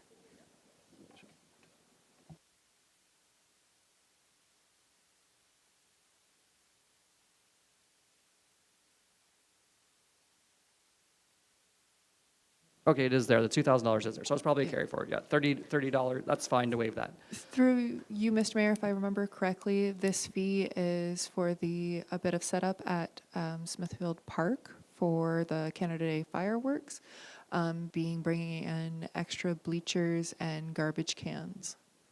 Okay, no, it is the biggest of the, yeah. I think the new amount needs to be adjusted, but. Yeah, I suppose there's just a flat fee for setup and takedown, and there's occasionally situations like this that are bigger, and I suppose, I did say we'll try and fly through it at $30, but we've taken some good amount of time on this one, but are we good with providing them setup and takedown regardless of if it costs us $30 or more? Yes, okay, great. But it is a good thing to make sure that we didn't miss something, thank you. And then Martintown Good Timers, offset the cost of hall rentals and setups. So Through you, Mr. Mayor, should we maybe speak with Ms. Harbers? Did we Certainly. not enter into an agreement? Yep. We did enter into an agreement, and part of that agreement, you may recall, we discussed it, the fee for the year was a set fee, but it did not include, that was for programming only, and it did not include events or setups. So this amount here is to include the rental for if they were to have a barbecue or a potluck, as well as for the township to provide the setup. So that's where that 500 is. It includes any of those events. The fee that they pay annually, as per their agreement, is for programming only. So this is for their above and beyond rentals that they have. Councilor Jaworski? Just as a follow-up to that, so that would represent, how many events approximately, that 500? I'm not sure, Casey, if you have the application handy. I'm not sure. I'd have to look at what it is per day. I sadly do not have the application in front of me. However, they did not provide an itemized list of costs, which would have broken down the events that they were having and looking for. Yeah, and to anybody who's watching us right now, it has been a fairly long council meeting, so please apologize if we look a little bit more tired than we would. A lot of conversation and then and listening, which is absorbing. So those of us with smaller social batteries likely looking a little tired right now. So Martintown District Good Timers on an itemized list. We have an agreement with them. Otherwise, are we okay? Because they get their programming, extra things, charge their members or not? Essentially, is what we're asking them. Councillor McDonnell. Through you, Mr. Mayor, I pulled up the application just as we are requesting funds to offset the cost of hall bookings and setup costs for future events. So I would be okay with holding them to their agreement, and if they want to make a special request because they have a special event that's going on, I would encourage them to write a letter to council, but I don't think I'm comfortable just doing a carte blanche for $500 off municipal fees. So I'm seeing a slight head shake, or Councillor Bougie? Just through you, Mr. Mayor, as Deputy Mayor Lang mentioned earlier, like if it's a potluck or special barbecue or things like that, I'm fine with that, but not just kind of any event or any. Okay, so meeting. we can ask them to come as they need for a request during the year too, because we have ample room in the rest of the budget now that we've gone from 73 to 53. So those requests can be accommodated during the year. Okay, 0 for there then.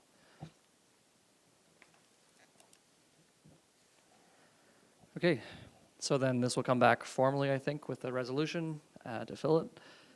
To the community, I suppose there is some money there for special events, and that's what we want to support. So please reach out to our administrative team. Moving to the consent agenda, there was nothing taken out. I should say that. Moved by Councillor Bougie, seconded by Deputy Mayor Lang. Be it resolved that Council accepts the items listed on the consent agenda. All those in favor? Carried. Boards and committee updates. Do you just want to defer this one to the second meeting because it's been a long day? Okay. So it was. Yeah, we'll just defer that conversation until the second meeting that we have this week. And we'll go to closed session, moved by Councillor Jaworski, seconded by Deputy Mayor Lang. Be it resolved that Council convene to closed session at 9:58 p.m. to discuss the following items under Section 239(2) of the Municipal Act, SO 2001. 2. A meeting or part of a meeting may be closed to the public if the subject matter being considered is a personal item, goodness gracious, personal matters about an identifiable individual, specifically committee applications, and C, acquisition or disposition of land, specifically disposition of land. All those in favor? Carried.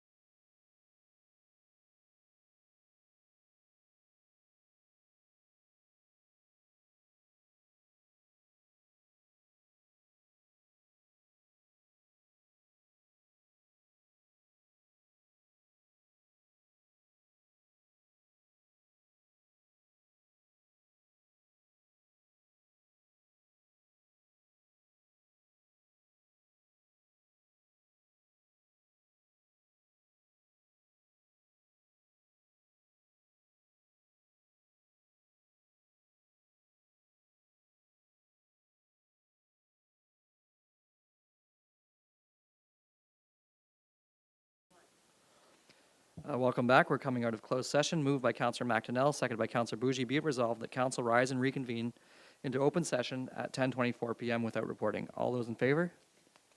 Carried. Moved by Councillor Jaworski, seconded by Councillor Bougie. Be it resolved that administration be directed to carry out all actions as specified in the closed session minutes. All those in favor? Carried. Confirming bylaw, moved by Deputy Mayor Lang, seconded by Councillor Jaworski. Be it resolved that bylaw 2026-06, being a bylaw to adopt, confirm, and ratify matters dealt with by resolution, be read a first, second, and third time, passed, signed, and sealed in open council this 12th day of January 2026. All those in favor? Carried. Adjournment. Is there anything on the schedules? I forgot to check my calendar and I forgot to mention it to people. Is there anything upcoming in the communities that you can think of? Okay. I guess it would be Polar Bear Dip. There's a celebration of life this Saturday. But I mean, you can't get all of those, so I don't want to specific, but yep, we're getting to the heart of winter. Moved by Councillor McDonnell, seconded by Councillor Bougie. Be it resolved that the Council of the Township of South Glengarry adjourn to the call of the chair at 10:25 p.m. All those in favor? Carried. Have a good evening, everyone.